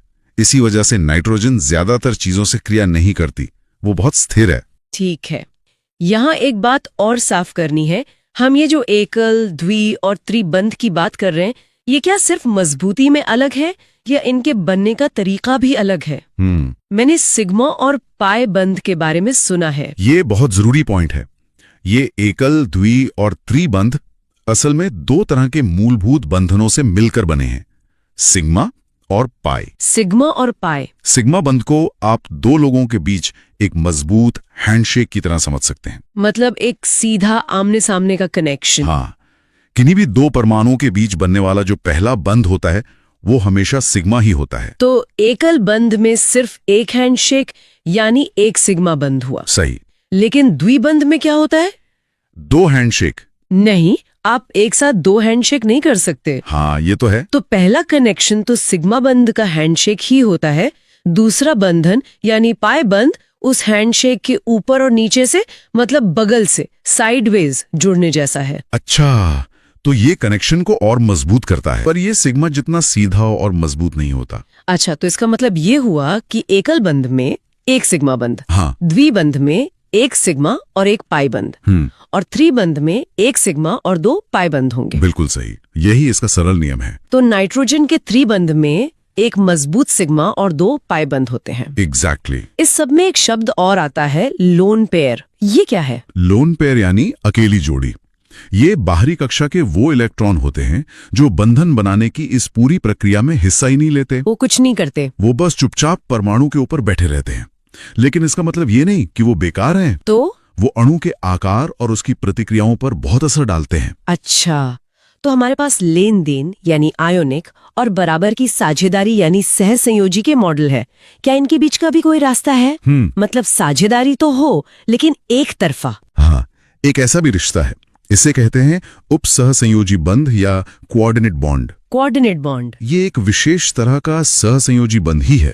फर्क सिर्फ इतना है कि यहाँ साझेदारी के लिए जरूरी दोनों इलेक्ट्रॉन सिर्फ एक ही परमाणु देता है। मतलब जैसे 2 दोस्त साथ में बिजनेस शुरू करें, जी, पर पैसा सिर्फ एक ही लगाए और फायदा दोनों उठाएं। क्या बात है, बिल्कुल सही उदाहरण है। तो जो परमाणु दोनों इलेक्ट्रॉन देता है जी, वो दाता कहलाता है, जी, और जो सिर्फ साझा करता है वो ग्राही, डोनर और एक्सेप्टर। हाँ, और इसे दिखाने के लिए एक तीर, एक एरो का निशान इस्तेमाल करते हैं जो दाता से ग्राही की ओर जाता है। इसका कोई उदाहरण? हाँ, N2O अणु में 2 नाइट्रोजन परमाणु पहले आपस में त्रिबंध बनाकर स्थिर हो जाते हैं। ठीक है।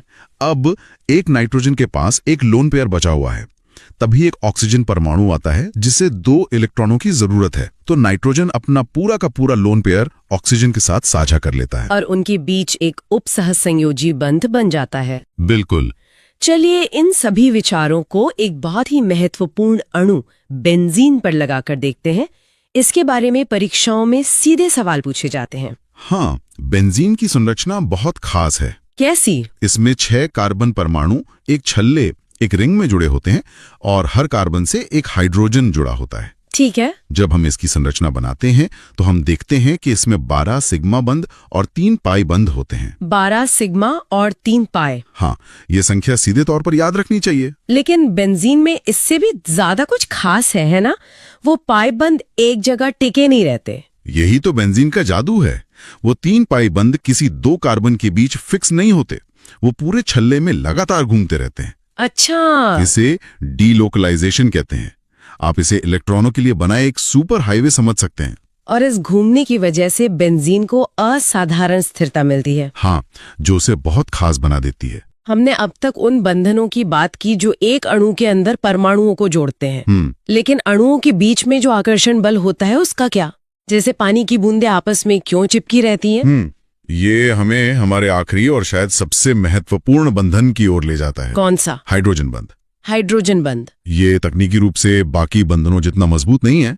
ये एक तरह का आकर्षण बल है। लेकिन इसके बिना पृथ्वी पर जीवन संभव नहीं होता। जीवन संभव नहीं होता? ये तो बहुत बड़ी बात है। ये बनता कैसे? ये तब बनता है जब हाइड्रोजन परमाणु किसी बहुत ज्यादा विद्युत ऋणात्मक माने इलेक्ट्रोनेगेटिव तत्व, खासकर फ्लोरीन, ऑक्सीजन या नाइट्रोजन से जुड़ा हो। फ्लोरीन, ऑक्सीजन या नाइट्रोजन? हाँ, इसे याद रखने का एक आसान तरीका है, हाइड्रोजन ने फोन किया, यानी FON। फोन किया। अच्छा। जब ऐसा होता है तो हाइड्रोजन पर हल्का सा पॉजिटिव चार्ज आ जाता है और FO या N पर हल्का सा नेगेटिव। और फिर एक अणु का ये पॉजिटिव हाइड्रोजन दूसरे अणु के नेगेटिव सिरे को आकर्षित करता है। बिल्कुल। और इसे दिखाने के लिए एक पूरी लाइन की जगह डॉटेड लाइन का इस्तेमाल करते हैं, जो दिखाता है कि ये कमजोर आकर्षण है। हाँ, पानी H2O इसका सबसे बेहतरीन उदाहरण है। बिल्कुल। पानी के अणु आपस में इन्हीं हाइड्रोजन बंधों के जाल से जुड़े होते हैं। ये बंधन ही वो सुपर ग्लू है जो पानी को पानी बनाता है। अच्छा, इसी की वजह से पानी में सरफेस टेंशन होता है? हाँ, जिससे कुछ कीड़े उस पर चल पाते हैं। इसी की वजह से पानी कमरे के तापमान पर तरल है, वरना उसे गैस होना चाहिए था। और मैंने सुना है कि बर्फ के तैरने का कारण भी यही हाइड्रोजन बंध है। हाँ, और ये पृथ्वी पर जीवन के लिए बहुत जरूरी है। जब पानी जमता है तो ये हाइड्रोजन बंध अणुओं को एक खास खुली खुली क्रिस्टल संरचना में जकड़ लेते हैं। और ये संरचना तरल पानी से कम घनी होती है। बिल्कुल। इसीलिए बर्फ पानी पर तैरती है। तो सर्दियों में झीलें ऊपर से जम जाती हैं हाँ। और बर्फ की ये परत नीचे के पानी को बचाती है। हाँ, जिससे जलीय जीवन जिंदा रह पाता है। और ये यहीं खत्म नहीं होता।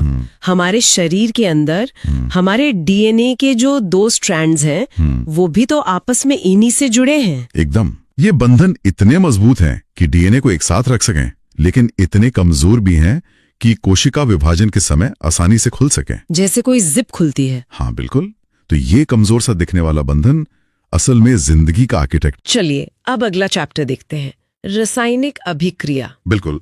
और इसे समझने के लिए सबसे पहले हमें 2 तरह के बदलावों में, मतलब चेंजेस में फर्क करना होगा। फिजिकल और केमिकल चेंज। हाँ, भौतिक और रासायनिक परिवर्तन। यहीं पर मुझे हमेशा थोड़ी कंफ्यूजन होती है। जैसे जब बर्फ पिघलकर पानी बनती है तो वो दिखती तो बिल्कुल अलग है, तो फिर ये केमिकल चेंज क्यों नहीं है? ये बहुत अच्छा सवाल है। देखिए, जब बर्फ पिघलती है तो वो पानी बन जाती है, लेकिन पानी का केमिकल फॉर्मूला क्या है? H2O। H2O। हाँ, और बर्फ का? वो भी H2O ही है। मतलब पदार्थ बदला नहीं, सिर्फ उसकी अवस्था, उसकी स्टेट बदली है। अच्छा। ठोस से तरल हो गया और आप उस पानी को वापस जमाकर बर्फ बना सकते हैं। ये एक अस्थायी, मतलब रिवर्सिबल बदलाव है। इसी को भौतिक परिवर्तन कहते हैं। ओके, तो मतलब जब तक चीज की असली पहचान, उसका केमिकल मेकअप नहीं बदलता, वो फिजिकल चेंज है। बिल्कुल। तो फिर रासायनिक परिवर्तन क्या हुआ? जब कोई चीज पूरी तरह से कुछ नया बन जाए। एकदम सही। और सबसे जरूरी बात, ये स्थायी होता है, परमानेंट। आप इसे आसानी से वापस नहीं पलट सकते। जैसे लकड़ी को अगर जला दें तो क्या बनेगा? राख और धुआं। और क्या उस राख से वापस लकड़ी बन सकती है? नहीं, वो तो नामुमकिन है। बस यही है रासायनिक परिवर्तन। दूध से दही बनना, लोहे पर जंग लगना, ये सब इसी के उदाहरण हैं। ठीक है, अब ये फर्क एकदम साफ हो गया। तो ये जो रासायनिक परिवर्तन है, इन्हीं को हम रासायनिक अभिक्रिया या केमिकल रिएक्शन कहते हैं। हाँ बिल्कुल। आम भाषा में कहें तो केमिकल रिएक्शन एक प्रोसेस है जिसमें आप कुछ चीजें मिलाते हैं और बदले में कुछ बिल्कुल नया बन जाता है। अच्छा। जो शुरुआती चीजें हैं उन्हें हम अभिकारक या रिएक्टेंट्स कहते हैं। और जो नई चीज बनती है उसे उत्पाद यानी प्रोडक्ट्स कहते हैं। और किताबों में हम देखते हैं कि इन्हें एक इक्वेशन की तरह लिखा जाता है, जिसमें बीच में एक तीर का निशान होता है। हाँ, वो उस पूरी प्रक्रिया को लिखने का एक शॉर्टकट है। जैसे हाइड्रोजन और ऑक्सीजन मिलकर पानी बनाते हैं, इसे हम लिखेंगे H2+O2, तीर H2O। तो यहाँ H2 और O2 अभिकारक हो गए और H2O हो गया उत्पाद। तीर ये दिखाता है कि रिएक्शन किस दिशा में हो रहा है। लेकिन मैंने सुना है कि इन इक्वेशंस को बैलेंस करना बहुत जरूरी होता है। इसका क्या मतलब है? ऐसा क्यों करना पड़ता है? इसका लेना देना प्रकृति के एक बहुत ही बुनियादी नियम से है, जिसे द्रव्यमान के संरक्षण का नियम या law of conservation of mass कहते हैं। ओके। ये नियम कहता है कि आप किसी भी रिएक्शन में द्रव्यमान को न तो बना सकते हैं, न ही खत्म कर सकते हैं। मतलब जितना सामान आप डालेंगे उतना ही सामान बाहर निकलेगा। जैसे केक बनाने में होता है, जितना आटा, चीनी, अंडा डालेंगे, केक में भी उतना ही सामान होगा, भले ही वो अब केक बन गया है। क्या बात है, बिल्कुल सही उदाहरण है। तो समीकरण को बैलेंस करने का मतलब यही पक्का करना है कि जितने परमाणु हमने अभिकारक में डाले थे, उतने ही परमाणु उत्पाद में भी मौजूद हों। हिसाब बराबर करना है बस। अब हमारे पानी वाले उदाहरण को फिर से देखें। H2+O2 gives us H2O। यहाँ अभिकारक की तरफ ऑक्सीजन के कितने परमाणु हैं? 2। O2 है। और उत्पाद में H2O में सिर्फ 1। तो हिसाब गड़बड़ है। इसे ठीक करने के लिए हम H2O के आगे 2 लगा देते हैं। तो अब हुआ H2+O2 gives us 2H2O। लेकिन अब तो उत्पाद में हाइड्रोजन 2 गुना 2 मतलब 4 हो गए, और अभिकारक में सिर्फ 2 ही हैं। सही पकड़ा। तो अब क्या करें? अभिकारक वाले H2O के आगे भी 2 लगा देंगे। बिल्कुल। अब हमारा अंतिम संतुलित समीकरण होगा 2H2+O2 gives us 2H2O। अब गिनिए, दोनों तरफ 4 हाइड्रोजन और 2 ऑक्सीजन। हिसाब बराबर। आप समझी मैं।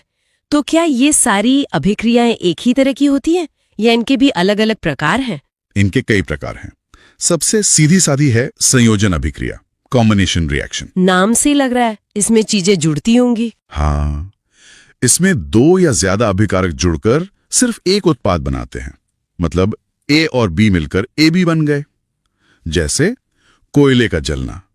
कार्बन और ऑक्सीजन मिलकर कार्बन डाइऑक्साइड बनाते हैं। दो चीजें मिली, एक बनी। ठीक है, तो अगर चीजें जुड़ सकती हैं तो क्या इसका उल्टा भी मुमकिन है? मतलब एक चीज को तोड़कर वापस उसके हिस्सों में बांटना? बिल्कुल मुमकिन है, और उसे कहते हैं अपघटन या वियोजन अभिक्रिया, डिकम्पोजिशन रिएक्शन। ये संयोजन के ठीक विपरीत है। इसमें एक बड़ा यौगिक टूटकर दो या ज्यादा सरल चीजों में बंट जाता है। लेकिन ये अपने आप तो नहीं होता होगा। नहीं, इसके लिए ऊर्जा देनी पड़ती है। ऊर्जा मतलब गर्मी? हाँ, गर्मी एक तरीका है। अगर हम गर्मी देकर किसी चीज को तोड़ें तो उसे ऊष्मीय वियोजन कहते हैं। जैसे लेड नाइट्रेट को गर्म करने पर वो 3 अलग-अलग चीजों में टूट जाता है, जिसमें से एक भूरे रंग की गैस निकलती है। अच्छा, और दूसरे तरीके? दूसरा तरीका है प्रकाश यानी लाइट। इसे प्रकाश अपघटन या फोटोलाइसिस कहते हैं। सिल्वर क्लोराइड नाम का एक सफेद कंपाउंड होता है। जैसे ही उस पर सूरज की रोशनी पड़ती है, वो टूटकर सिल्वर और क्लोरीन में अलग हो जाता है। अरे वाह, ये तो कहीं सुना हुआ लग रहा है। जरूर सुना होगा। पुराने जमाने की जो ब्लैक एंड व्हाइट फोटोग्राफी थी ना, वो इसी सिद्धांत पर काम करती थी। सच में? हाँ, फोटोग्राफिक फिल्म पर इसी सिल्वर कंपाउंड की परत होती थी। जहां लाइट पड़ती वहां रिएक्शन होता और फिल्म काली पड़ जाती। तो एक ब्लैक एंड व्हाइट तस्वीर असल में एक रुकी हुई केमिकल रिएक्शन है। मैंने कभी ऐसे नहीं सोचा था। ये तो कमाल है। और तीसरा तरीका क्या था? तीसरा तरीका है बिजली, विद्युत अपघटन या इलेक्ट्रोलाइसिस। पानी को हाइड्रोजन और ऑक्सीजन में तोड़ने के लिए यही तरीका अपनाते हैं। ठीक है, तो हम चीजों को जोड़ सकते हैं, तोड़ सकते हैं। और कोई तरीका है? हाँ, एक और बहुत दिलचस्प प्रकार है विस्थापन अभिक्रिया, डिस्प्लेसमेंट रिएक्शन। विस्थापन मतलब जगह बदलना? बिल्कुल।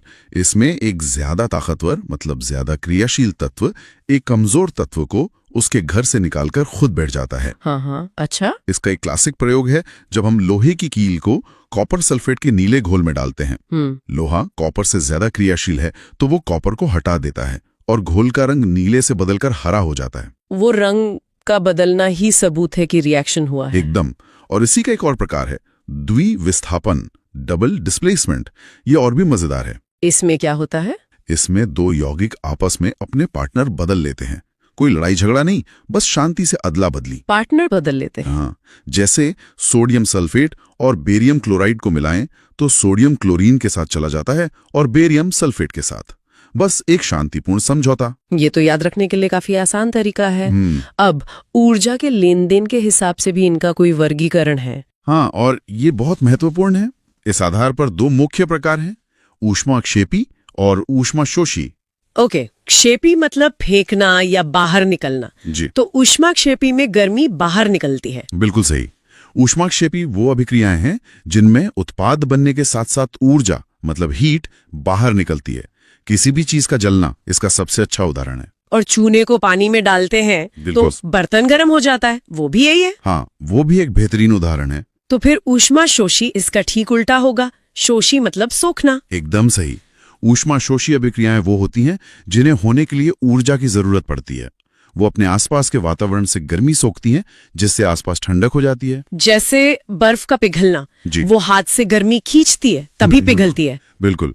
और वो जो चोट लगने पर इंस्टेंट कोल्ड पैक इस्तेमाल करते हैं, वो भी इसी सिद्धांत पर काम करते हैं। अच्छा, उसके अंदर भी यही होता है? हाँ, उसमें केमिकल्स होते हैं जो मिलते ही एक ऊष्माशोषी अभिक्रिया शुरू कर देते हैं और आपकी त्वचा से गर्मी सोखकर ठंडे हो जाते हैं।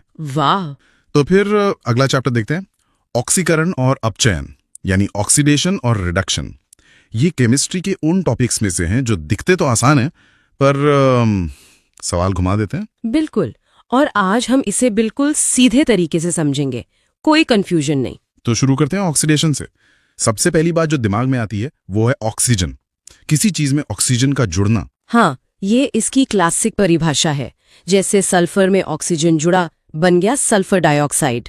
यहाँ सल्फर का ऑक्सीडेशन हो गया। सिंपल। पर असली कहानी ऑक्सीजन की है ही नहीं। अच्छा, तो फिर किसकी है? असली कहानी है इलेक्ट्रॉनों की। मॉडर्न केमिस्ट्री में ऑक्सीडेशन का एक ही मतलब है, इलेक्ट्रॉनों का नुकसान, loss of electrons. Loss of electrons is oxidation. Okay. इसे याद रखने का एक तरीका भी है, oil rig oxidation is loss, reduction is gain. Oil rig, ठीक है, ये आसान है। तो जब लोहे में जंग लगती है तब असल में लोहा इलेक्ट्रॉन खो रहा होता है। हटता है तो वो ज्यादातर अपना इलेक्ट्रॉन उसी कंपाउंड पर छोड़ जाता है। अच्छा, तो हाइड्रोजन हटा मतलब उस कंपाउंड ने एक तरह से इलेक्ट्रॉन खो दिया, तो बात घूम फिर कर वहीं आ जाती है, इलेक्ट्रॉन का लॉस। समझ गया। तो मेन खिलाड़ी इलेक्ट्रॉन ही है। ऑक्सीजन का जुड़ना या हाइड्रोजन का हटना ये सब उसके साइड इफेक्ट्स हैं। बिल्कुल सही पकड़ा आपने। ठीक है, तो अगर एक चीज इलेक्ट्रॉन खो रही है मतलब ऑक्सीडाइज हो रही है, तो कोई दूसरी चीज होगी जो उन इलेक्ट्रॉनों को ले रही होगी, है ना? हाँ जाहिर है। तो फिर उसे क्या कहते हैं? उसे कहते हैं अपचयन यानी रिडक्शन। तो ऑयल रिग में से RIG वाला पार्ट, रिडक्शन इज गेन, इलेक्ट्रॉनों का मिलना। एकदम, जो भी ऑक्सीडेशन में होता है रिडक्शन में ठीक उसका उल्टा कर दीजिए। जैसे ऑक्सीडेशन में ऑक्सीजन जुड़ता है, रिडक्शन में ऑक्सीजन हटता है। ऑक्सीडेशन में हाइड्रोजन हटता है तो रिडक्शन में हाइड्रोजन जुड़ता होगा। बिल्कुल, जैसे वेजिटेबल ऑयल में हाइड्रोजन जोड़कर वनस्पति घी बनाते हैं, वो एक रिडक्शन रिएक्शन है। वाह, तो ये दोनों हमेशा साथ साथ चलते हैं, एक के बिना दूसरा नहीं हो सकता। इसीलिए तो हम इन्हें साथ में पढ़ते हैं। जब एक ही रिएक्शन में ऑक्सीडेशन और रिडक्शन दोनों हो तो उसे एक स्पेशल नाम देते हैं, रेडॉक्स रिएक्शन। रिडॉक्स ये रिडक्शन और ऑक्सीडेशन से मिलकर बना है। हाँ, रेड से रिडक्शन और OX से ऑक्सीडेशन। इसका कोई क्लासिक उदाहरण? जरूर, कॉपर ऑक्साइड और हाइड्रोजन की रिएक्शन लेते हैं। CuO प्लस H2 बनता है Cu प्लस H2O। ठीक है, अब आप बताइए, कॉपर ऑक्साइड CuO का क्या हुआ? CuO से Cu बन गया, मतलब उसने अपना ऑक्सीजन खो दिया। ऑक्सीजन का हटना ये तो रिडक्शन है। शानदार। अब हाइड्रोजन को देखिए, H2 से H2O बन गया, उसने ऑक्सीजन ले लिया, ऑक्सीजन का जुड़ना ये ऑक्सीडेशन है।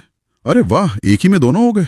यही है रेडॉक्स। पर यहीं पर एक और कंफ्यूजन आता है, agent, oxidising agent, reducing agent, ये हमेशा उल्टा लगता है। हाँ, ये बहुत कॉमन कंफ्यूजन है। इसे ऐसे सोचिए, एजेंट वो होता है जो काम करवाता है, ओके, तो रिड्यूसिंग एजेंट वो है जो दूसरे को रिड्यूस करवाता है। और वो ऐसा कैसे करेगा? किसी को रिड्यूस होने के लिए इलेक्ट्रॉन चाहिए, तो रिड्यूसिंग एजेंट अपना इलेक्ट्रॉन दे देता है। और जो अपना इलेक्ट्रॉन देता है उसका खुद का ऑक्सीडेशन हो जाता है। अब आप समझे? अच्छा, तो जिसका खुद ऑक्सीडेशन होता है वो दूसरे को रिड्यूस करता है, इसलिए वो रिड्यूसिंग एजेंट है। और जिसका खुद रिडक्शन होता है वो दूसरे से इलेक्ट्रॉन छीन कर उसका ऑक्सीडेशन करवाता है, इसलिए वो ऑक्सीडाइजिंग एजेंट है। अब ये फंडा क्लियर हुआ, ये हमेशा उल्टा सोचना है। बिल्कुल। ठीक है, अब आते हैं सबसे प्रैक्टिकल हिस्से पर जो एग्जाम में बहुत आता है, ऑक्सीडेशन नंबर निकालना। ये क्या चीज है? ऑक्सीडेशन नंबर आप कह सकते हैं हर एटम पर एक तरह का काल्पनिक चार्ज है। ये बस इलेक्ट्रॉनों का हिसाब रखने का एक तरीका है। अकाउंटिंग है एक तरह की। हाँ, कह सकते हैं। और इस अकाउंटिंग के कुछ पक्के नियम हैं। जैसे कि? पहला नियम, किसी भी न्यूट्रल कंपाउंड जैसे H2O या H2SO4 में सारे एटम्स के ऑक्सीडेशन नंबर्स का जोड़ हमेशा 0 होगा। हिसाब बराबर। और अगर आयन हो जिस पर पहले से चार्ज हो, जैसे NH4+, तो फिर सबका जोड़ उस चार्ज के बराबर होगा। NH4+ के केस में जोड़ +1 होगा। ठीक है, पर किसी एक का नंबर कैसे पता चलेगा? उसके लिए कुछ फिक्स्ड वैल्यूज याद रखनी होती हैं। जैसे ग्रुप 1 के मेटल्स सोडियम पोटेशियम हमेशा +1, ग्रुप 2 वाले +2। और ऑक्सीजन? वो तो सबसे कॉमन है। ऑक्सीजन ज्यादातर -2 होता है। और हैलोजेंस जैसे क्लोरीन फ्लोरीन वो -1 होते हैं। ओके, तो इन वैल्यूज को यूज करके हम किसी अननोन का नंबर निकाल सकते हैं? बिल्कुल, चलिए एक कोशिश करते हैं। H2SO4 में सल्फर का निकालिए। ठीक है, तो 2 हाइड्रोजन हैं, एक का +1 होता है तो ये हुआ +2। सही। 4 ऑक्सीजन है, एक का -2 तो ये हुआ -8। सल्फर का हमें पता नहीं तो उसे x मान लेते हैं। तो इक्वेशन बनी 2 + x - 8 = 0। बहुत अच्छे। तो x - 6 = 0, यानी x = +6। सल्फर का नंबर +6 है। देखा कितना आसान है। हाँ, ये तो गणित जैसा है। एक और करते हैं, KMnO4 में मैंगनीज Mn का, ये भी बहुत पूछा जाता है। जरूर, आप ही बताइए। ठीक है, K यानी पोटेशियम ग्रुप 1 में है तो +1, Mn को x मान लेते हैं 4 ऑक्सीजन का हो गया -8 और कुल जोड़ 0, तो 1 + x - 8 = 0, आगे x - 7 = 0, तो x = +7। मैंगनीज का +7 है। एकदम सही। और +7 बहुत ज्यादा होता है, मतलब Mn को इलेक्ट्रॉन की बहुत जरूरत है, इसीलिए KMnO4 एक बहुत स्ट्रॉन्ग ऑक्सीडाइजिंग एजेंट है। अच्छा, तो ये नंबर हमें उसके केमिकल बिहेवियर के बारे में भी बताता है। बिल्कुल। मेरे पास एक ट्रिक क्वेश्चन है। OF2 में ऑक्सीजन का क्या होगा? सब सोचेंगे कि -2, पर ये शायद गलत है। हाँ, बिल्कुल सही पकड़ा आपने। ये क्लासिक अपवाद है। यहाँ एक नियम बाकी सब पर भारी पड़ता है। कौन सा नियम? फ्लोरीन का नियम। फ्लोरीन पूरी पीरियोडिक टेबल का सबसे बड़ा दादा है। वो सबसे ज्यादा इलेक्ट्रोनेगेटिव है। मतलब वो किसी से भी इलेक्ट्रॉन छीन सकता है। हाँ, और उसका ऑक्सीडेशन नंबर हमेशा -1 होता है, कोई अपवाद नहीं। तो इस केस में वो ऑक्सीजन से भी इलेक्ट्रॉन छीन लेगा। अरे, हाँ, तो अब इक्वेशन बनाइए। O को x मानिए और F को -1। ठीक है, तो x + 2 × -1 = 0, यानी x2 = 0, तो x = +2। यहाँ ऑक्सीजन का नंबर +2 है। बिल्कुल, ये उन कुछ रेयर केस में से है जहां ऑक्सीजन पॉजिटिव होता है। अब अगला चैप्टर देखते हैं, गैसीय नियम। गैसीय नियम। हाँ, तो देखिए, इन नियमों को समझने से पहले एक बात याद रखना बहुत जरूरी है कि किसी भी गैस के जो गुण होते हैं वो 3 मुख्य चीजों पर निर्भर करते हैं। 3 चीजें कौन कौन सी? दाब यानी प्रेशर, ताप मतलब टेम्परेचर, और आयतन वॉल्यूम। P, V और T। बिल्कुल। आज हम जो भी नियम पढ़ेंगे वे इन्हीं तीनों के आपसी रिश्ते को ही मतलब समझाते हैं। ठीक है, तो सबसे पहले कौन सा नियम देखें? चलिए चार्ल्स के नियम से शुरू करते हैं। ओके, चार्ल्स का नियम, इसमें क्या खास है? चार्ल्स के नियम में हम दाब को, प्रेशर को स्थिर रखते हैं, मतलब उसे बदलते नहीं हैं। दाब को नियत रखा जाता है। हाँ, और ये नियम कहता है कि स्थिर दाब पर किसी गैस का जो आयतन है, वॉल्यूम, वो उसके तापमान के सीधे समानुपाती होता है। अच्छा, मतलब डायरेक्टली प्रोपोर्शनल। अगर हम गैस का तापमान बढ़ाएंगे तो उसका आयतन भी बढ़ेगा, सही। और तापमान कम करने पर आयतन भी घट जाएगा। बिल्कुल, इसका एक समीकरण भी है।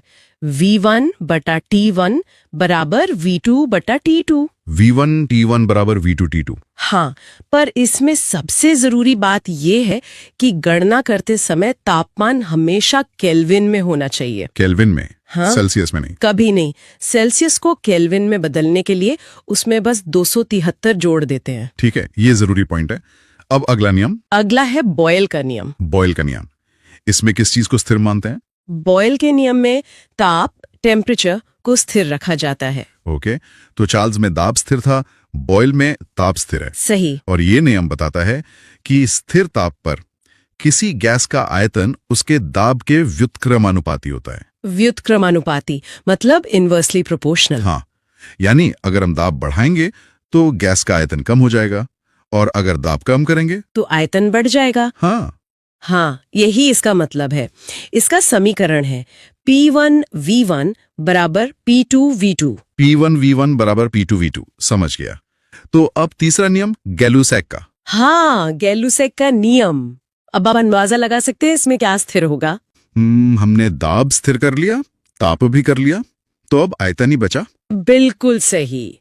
इस नियम में आयतन, वॉल्यूम को स्थिर रखा जाता है। और इसके अनुसार स्थिर आयतन पर किसी गैस का दाब उसके तापमान के सीधे समानुपाती होता है। अच्छा, तो ये चार्ल्स के नियम जैसा ही है, बस वहां आयतन और ताप का रिश्ता था, यहाँ दाब और ताप का है। एकदम। मतलब तापमान बढ़ाने पर गैस का दाब भी बढ़ेगा, शायद इसीलिए इसे दाब का नियम भी कहते हैं। सही कहा, इसीलिए कहते हैं। और हाँ, चार्ल्स के नियम की तरह ही इसमें भी तापमान केल्विन में ही इस्तेमाल होता है। ठीक है, पर इन तीनों नियमों में क्या स्थिर रहता है, ये याद रखना मतलब थोड़ा कंफ्यूजिंग हो सकता है। बिल्कुल है। पर इसके लिए एक बहुत आसान ट्रिक है। बताइए। बस ये याद रखिए, TB/PC/VG। TB/PC/VG, ये क्या है? बहुत आसान है। TB का मतलब है बॉयल के नियम में टेम्परेचर स्थिर रहता है। अच्छा, B for Boyle, T for temperature. ठीक है। फिर PC, चार्ल्स के नियम में प्रेशर स्थिर रहता है। C for Charles, P for pressure. समझ गया। और वीजी मतलब गैलुसेक के नियम में वॉल्यूम स्थिर रहता है। अरे वाह, ये तो बहुत ही काम की चीज है। जो अक्षर स्थिर है उसे छोड़कर बाकी दो के बीच का रिश्ता ही नियम बता देता है। बिल्कुल। तो ये 3 मुख्य नियम हो गए, इसके अलावा भी कुछ है? हाँ, एक और जरूरी नियम है, एवोगाड्रो का नियम। एवोगाड्रो का नियम। ये नियम कहता है कि अगर ताप और दाब समान हो तो सभी गैसों के समान आयतन में अणुओं की संख्या, मॉलिक्यूल्स की संख्या वो भी समान होती है। अच्छा, मतलब इससे फर्क नहीं पड़ता कि गैस हाइड्रोजन है या ऑक्सीजन? किसी भी गैस से फर्क नहीं पड़ता। अगर कंडीशंस एक जैसी हैं और वॉल्यूम बराबर है तो मॉलिक्यूल्स भी बराबर होंगे। इसका मतलब हुआ कि गैस का आयतन V उसमें मौजूद मोलों या अणुओं की संख्या N के समानुपाती है। 6.022 × 10⁻23। हाँ, जो एक मोल में अणुओं की संख्या को दिखाता है। ठीक है। अब एक आदर्श गैस समीकरण की भी बात होती है, आइडियल गैस इक्वेशन। वो क्या है? वो असल में कोई नया नियम नहीं है, वो बॉयल्स, चार्ल्स और एवोगाड्रो की नियमों को मिलाकर बनता है। अच्छा, इन सबको जोड़कर एक मास्टर इक्वेशन बना दी। हाँ, एक तरह से ये समीकरण गैस के दाब, आयतन, मोलों की संख्या और तापमान, इन चारों के बीच एक साथ रिश्ता बताता है। और वो समीकरण क्या है? समीकरण है PV = nRT। PV = nRT। PVNT तो समझ आ गए। इसमें ये R क्या है? R होता है सार्वत्रिक गैस स्थिरांक, यूनिवर्सल गैस कांस्टेंट। स्थिरांक मतलब इसकी वैल्यू फिक्स रहती है? हाँ, इसका मान सभी गैसों के लिए एक जैसा रहता है। बहुत बढ़िया। अब परीक्षा के सवालों में अक्सर STP और NTP का जिक्र आता है, इनका क्या मतलब है? ये मानक स्थितियां हैं, मतलब स्टैंडर्ड कंडीशंस, ताकि सब एक ही बेस लाइन पर काम करें। ओके। STP का मतलब है स्टैंडर्ड टेम्परेचर एंड प्रेशर, मानक ताप और दाब। हाँ, इसमें तापमान 0 डिग्री सेल्सियस यानी 273 केल्विन और दाब 1 वायुमंडलीय ATM लिया जाता है। और NTP? NTP है नॉर्मल टेम्परेचर एंड प्रेशर, सामान्य ताप और दाब। इसमें तापमान 20 डिग्री सेल्सियस मतलब 293 केल्विन और दाब 1 ATM ही माना जाता है। तो अगर किसी प्रश्न में हमें गैस के मोल निकालने हो मतलब N, तो हम दिए गए भार को गैस के अणु भार से भाग देकर निकाल सकते हैं। बिल्कुल, N बराबर है दिया गया भार बटा अणु भार। और फिर इस मान को PV = nRT में रखकर कोई भी अज्ञात राशि निकाली जा सकती है। एकदम सही। ठीक है, अब अंत में एक और नियम है, डाल्टन का नियम। उसे भी संक्षेप में समझ लेते हैं। हाँ, डाल्टन का आंशिक दाब का नियम, ये बहुत ही सरल है। बताइए। ये नियम कहता है कि अगर एक कंटेनर में कई गैसें मिली हुई हैं जो आपस में रिएक्शन नहीं करती, तो उस मिश्रण का जो कुल दाब होगा, टोटल प्रेशर, वो उन सभी अलग अलग गैसों के अपने अपने आंशिक दाबों के, पार्शियल प्रेशर्स के जोड़ के बराबर होगा। अच्छा, तो P कुल बराबर P1 + P2 + P3 और जितनी भी गैसें हों। बस इतना ही है। हर गैस ऐसे बर्ताव करती है जैसे वो अकेली हो। ये तो काफी सीधा है। हाँ, और जाते जाते एक और महत्वपूर्ण तथ्य, जब किसी गैस को दबाया जाता है तो उसका दाब तो बढ़ता ही है। हाँ, बॉयल के नियम के अनुसार। साथ ही उसका ताप भी बढ़ता है। अच्छा। हवा दबाने से गर्म हो जाती है। हाँ। और इसी सिद्धांत पर डीजल इंजन काम करते हैं। तो चलिए अब अगला चैप्टर देखते हैं, रेडियो सक्रियता यानी रेडियो एक्टिविटी। हाँ बिल्कुल। तो रेडियो एक्टिव तत्व असल में वो तत्व होते हैं जिनका परमाणु क्रमांक यानी जो एटॉमिक नंबर होता है वो 82 से ज्यादा हो। 82 से ज्यादा? जी। और इस वजह से होता क्या है कि इनका जो नाभिक है यानी न्यूक्लियस वो स्थिर नहीं होता। अच्छा, मतलब अनस्टेबल होता है। बिल्कुल अनस्टेबल। और फिर स्थिरता पाने के लिए ये लगातार अपने अंदर से कुछ किरणें निकालते रहते हैं। अल्फा, बीटा और गामा किरणें? सही। अल्फा, बीटा और गामा किरणों का ये उत्सर्जन करते हैं। और इन्हीं तत्वों को हम रेडियो एक्टिव एलिमेंट कहते हैं, जैसे यूरेनियम जिसका एटॉमिक नंबर 92 है। हाँ, यूरेनियम एक बहुत अच्छा उदाहरण है। तो जब इसमें से ये किरणें निकलती हैं और अगर हम इन्हें एक इलेक्ट्रिक फील्ड से गुजारें तो अल्फा किरणें पॉजिटिव चार्ज की वजह से नेगेटिव प्लेट की तरफ मुड़ जाती हैं। हाँ, क्योंकि ऑपोजिट चार्जेस अट्रैक्ट। सही। और बीटा किरणें नेगेटिव चार्ज वाली हैं तो वो पॉजिटिव प्लेट की तरफ जाती हैं। और गामा किरणें? गामा पर तो कोई चार्ज ही नहीं होता तो वो तो बस सीधी निकल जाती हैं, किसी की नहीं सुनती। बिल्कुल सही। अब इसकी खोज की कहानी भी मतलब काफी दिलचस्प है। हाँ, बताइए ना। ये बात है 1896 की। एक फ्रांसीसी वैज्ञानिक थे हेनरी बेक्वेरेल। हेनरी बेक्वेरेल, मैंने नाम सुना है। जी। तो उन्होंने इसकी खोज की थी, लेकिन रेडियो सक्रियता शब्द का जो सबसे पहला इस्तेमाल है वो मैरी क्यूरी ने किया था। अरे वाह, मैरी क्यूरी और उनके पति पियरे क्यूरी। हाँ, उन दोनों ने ही पिच ब्लेंड नाम के एक अयस्क से दो नए तत्वों की खोज की थी। पोलोनियम और रेडियम। बिल्कुल, पोलोनियम और रेडियम। और इसी महान खोज के लिए उन्हें 1903 में भौतिकी का नोबेल पुरस्कार भी मिला था। कमाल है। अच्छा, एक सवाल है, किसी तत्व को देखकर या मतलब कोई तरीका है पहचानने का कि वो रेडियो एक्टिव है या नहीं? हाँ, एक गणितीय तरीका है, एक फॉर्मूला है। फॉर्मूला? बताइए। हम न्यूट्रॉन की संख्या को प्रोटॉन की संख्या से भाग देते हैं, मतलब एनपी रेशियो निकालते हैं। एनपी रेशियो, ठीक है। हाँ, अगर ये मान 1.5 से ज्यादा आता है तो वो तत्व रेडियो एक्टिव होता है। अच्छा, 1.5 से ज्यादा। चलिए इसे एक उदाहरण से समझते हैं। हाँ बिल्कुल। जैसे नाइट्रोजन ले लेते हैं, हवा में होती है, उसका एटॉमिक नंबर 7 और एटॉमिक मास 14 है। ठीक है। तो नाइट्रोजन में प्रोटॉन यानी P हो गए 7, जो नीचे वाली संख्या है। सही।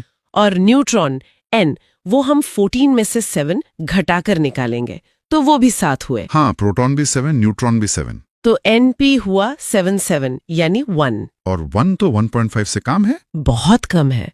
तो इसका मतलब नाइट्रोजन रेडियो एक्टिव नहीं है। बिल्कुल नहीं है। अब यूरेनियम का उदाहरण लेते हैं। हाँ, असली खिलाड़ी का। उसका एटॉमिक नंबर 92 और एटॉमिक मास 235। चलिए देखते हैं। तो प्रोटॉन P हो गए 92, ठीक है। और न्यूट्रॉन N हुए 235 माइनस 92, जो कि 143 होता है। 143। तो अब NP क्या होगा? 143 को 92 से भाग देंगे तो ये लगभग 1.56 आएगा। 1.56। जी। तो 1.5 से ज्यादा है। जी, इसीलिए यूरेनियम एक रेडियो एक्टिव तत्व है। वाह, ये फॉर्मूला तो काम करता है। तो अब इन किरणों के निकलने से जो बदलाव होते हैं, जिसे रेडियो एक्टिव क्षय या डिके कहते हैं, उसे समझते हैं। सबसे पहले अल्फा किरण। हाँ, अल्फा क्षय। देखिए, अल्फा कण पर पॉजिटिव चार्ज होता है और इसे हीलियम के नाभिक जैसा माना जाता है। हीलियम का नाभिक मतलब 2 प्रोटॉन और 2 न्यूट्रॉन। बिल्कुल। तो अब इसका मुख्य नियम समझिए। जब एक अल्फा कण निकलता है तो परमाणु द्रव्यमान यानी एटॉमिक मास में 4 की कमी होती है। 4 की कमी, क्योंकि 2 प्रोटॉन और 2 न्यूट्रॉन निकल गए। सही। और परमाणु क्रमांक एटॉमिक नंबर में 2 की कमी होती है, क्योंकि 2 प्रोटॉन कम हो गए। एकदम सही। जैसे प्लूटोनियम 94Pu240, जब उसमें से एक अल्फा कण निकलता है तो वो यूरेनियम बन जाता है 92U236। देखिए, द्रव्यमान 240 से 236 हो गया, मतलब 4 कम, और क्रमांक 94 से 92 हो गया, मतलब 2 कम। तत्व ही बदल गया। जी हाँ, तत्व ही बदल जाता है। ठीक है, अब बीटा किरण के बारे में बताइए। बीटा क्षय में इस पर नेगेटिव चार्ज होता है। Negative, okay. और इसमें जो मुख्य नियम है वो ये है कि जब एक बीटा कण निकलता है तो परमाणु द्रव्यमान में कोई बदलाव नहीं होता। कोई बदलाव नहीं? जी नहीं, लेकिन परमाणु क्रमांक 1 बढ़ जाता है। अच्छा, तो मतलब तत्व पीरियोडिक टेबल में एक कदम आगे चला गया। हाँ बिल्कुल। जैसे रेडियम 88R228 से एक बीटा कण निकलने पर वो एक्टिनियम 89AC228 बन जाता है। देखिए, द्रव्यमान 228 का 228 ही रहा, पर क्रमांक 88 से 89 हो गया। ये तो बहुत दिलचस्प है ना? और गामा किरण, उसमें क्या होता है? गामा किरण तो न्यूट्रल होती है, उस पर कोई चार्ज नहीं होता। ये एक तरह की विद्युत चुंबकीय तरंग है। इलेक्ट्रोमैग्नेटिक वेव, जैसे रोशनी। बिल्कुल। तो गामा किरण के निकलने से परमाणु क्रमांक या द्रव्यमान संख्या में कोई भी परिवर्तन नहीं होता है। कुछ भी नहीं बदलता? कुछ भी नहीं, बस नाभिक अपनी अतिरिक्त ऊर्जा को बाहर फेंकता है। समझ गई। अब कुछ न्यूमेरिकल दिखते हैं, ये परीक्षाओं में सीधे पूछे जाते हैं। हाँ, ये बहुत जरूरी है। मान लीजिए यूरेनियम 92U238 बदलकर 86Rn226 बन जाता है, तो कितने अल्फा और बीटा कण निकले? ठीक है, इसे हल करने का एक बहुत सीधा तरीका है। बताइए। सबसे पहले द्रव्यमान में जो कमी आई है उसे देखिए। 238 से 226 हो गया, मतलब 12 की कमी हुई। हाँ, और हम जानते हैं कि एक अल्फा कण से 4 की कमी होती है, तो 12 की कमी के लिए कितने अल्फा कण चाहिए? 12 को 4 से भाग देंगे तो 3 अल्फा कण। बिल्कुल। अब हमें अल्फा कणों की संख्या मिल गई। अब परमाणु क्रमांक देखते हैं। ठीक है। 3 अल्फा कण निकलने से क्रमांक में कितनी कमी होगी? 1 से 2 की होती है, तो 3 से 3 गुणा 2 यानी 6 की कमी होगी। सही। तो 92 में से 6 घटाएं तो कितना बचा? 92 6 86। और हमें चाहिए भी 86 ही था। अरे वाह, इसका मतलब बीटा कण तो निकला ही नहीं। जी, तो उत्तर है 3 अल्फा और 0 बीटा कण। ये तो मजेदार है। एक और उदाहरण करें। बिल्कुल। मान लीजिए यूरेनियम 92U238 बदलकर 87Fr222 बनता है। ठीक है, पहला स्टेप द्रव्यमान में कमी। 238 222 इज इक्वल टू 16। हाँ, तो अल्फा कण कितने हुए? 16 को 4 से भाग देंगे, 4 अल्फा कण। बहुत अच्छे। अब क्रमांक में बदलाव देखते हैं। 4 अल्फा कण निकलने से क्रमांक में कितनी कमी आएगी? 4 गुणा 2 यानी 8 की कमी, तो 92 माइनस 8 इज इक्वल टू 84। लेकिन हमें क्रमांक चाहिए 87 और अभी हम 84 पर हैं। तो हमें क्रमांक को 3 बढ़ाना है। और क्रमांक कौन बढ़ाता है? बीटा कण। एक बीटा कण क्रमांक को 1 बढ़ाता है, तो 3 बढ़ाने के लिए 3 बीटा कण निकलेंगे। बिल्कुल सही। तो उत्तर है 4 अल्फा और 3 बीटा कण। ये तो सच में एक पहेली सुलझाने जैसा है। हाँ, और इसी से बहुत कुछ पता चलता है। अब एक और बहुत महत्वपूर्ण टॉपिक पर आते हैं, अर्ध आयु काल, जी मतलब हाफ लाइफ पीरियड। जी, हाफ लाइफ। ये वो समय है जिसमें कोई भी रेडियो एक्टिव पदार्थ अपनी शुरुआती मात्रा का ठीक आधा रह जाता है। आधा, और इसे टी हाफ से दिखाते हैं ना। हाँ, हाफ लाइफ। तो एक उदाहरण लेते हैं। अगर किसी पदार्थ का अर्ध आयु काल 1600 साल है, 1600 साल, ठीक है। तो कितने सालों के बाद वो अपनी शुरुआती मात्रा का सिर्फ 12.5% रह जाएगा? बहुत अच्छा सवाल है। इसे स्टेप बाय स्टेप देखते हैं। शुरू में 100% है। ठीक है। पहले अर्धायु काल के बाद यानी 1600 साल बाद वो 100% से 50% रह जाएगा। आधा हो गया। अब दूसरे अर्धायु काल में यानी अगले 1600 साल बाद वो 50% का आधा यानी 25% रह जाएगा। और हमें 12.5% तक पहुंचना है। तो एक और अर्धायु काल लगेगा। तीसरे में वो 25% का आधा यानी 12.5% हो जाएगा। तो कुल 3 अर्ध आयु काल लगे। हाँ, तो कुल समय कितना हुआ? 3 को 1600 से गुणा करेंगे, 4800 साल। बिल्कुल सही, 4800 साल लगेंगे। कमाल है।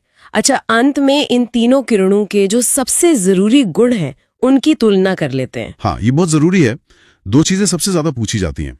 एक तो गति यानी स्पीड, और दूसरी भेदन क्षमता, पेनिट्रेटिंग पावर। ठीक है, तो पहले गति की बात करते हैं। सबसे तेज कौन है? सबसे ज्यादा गति होती है गामा की।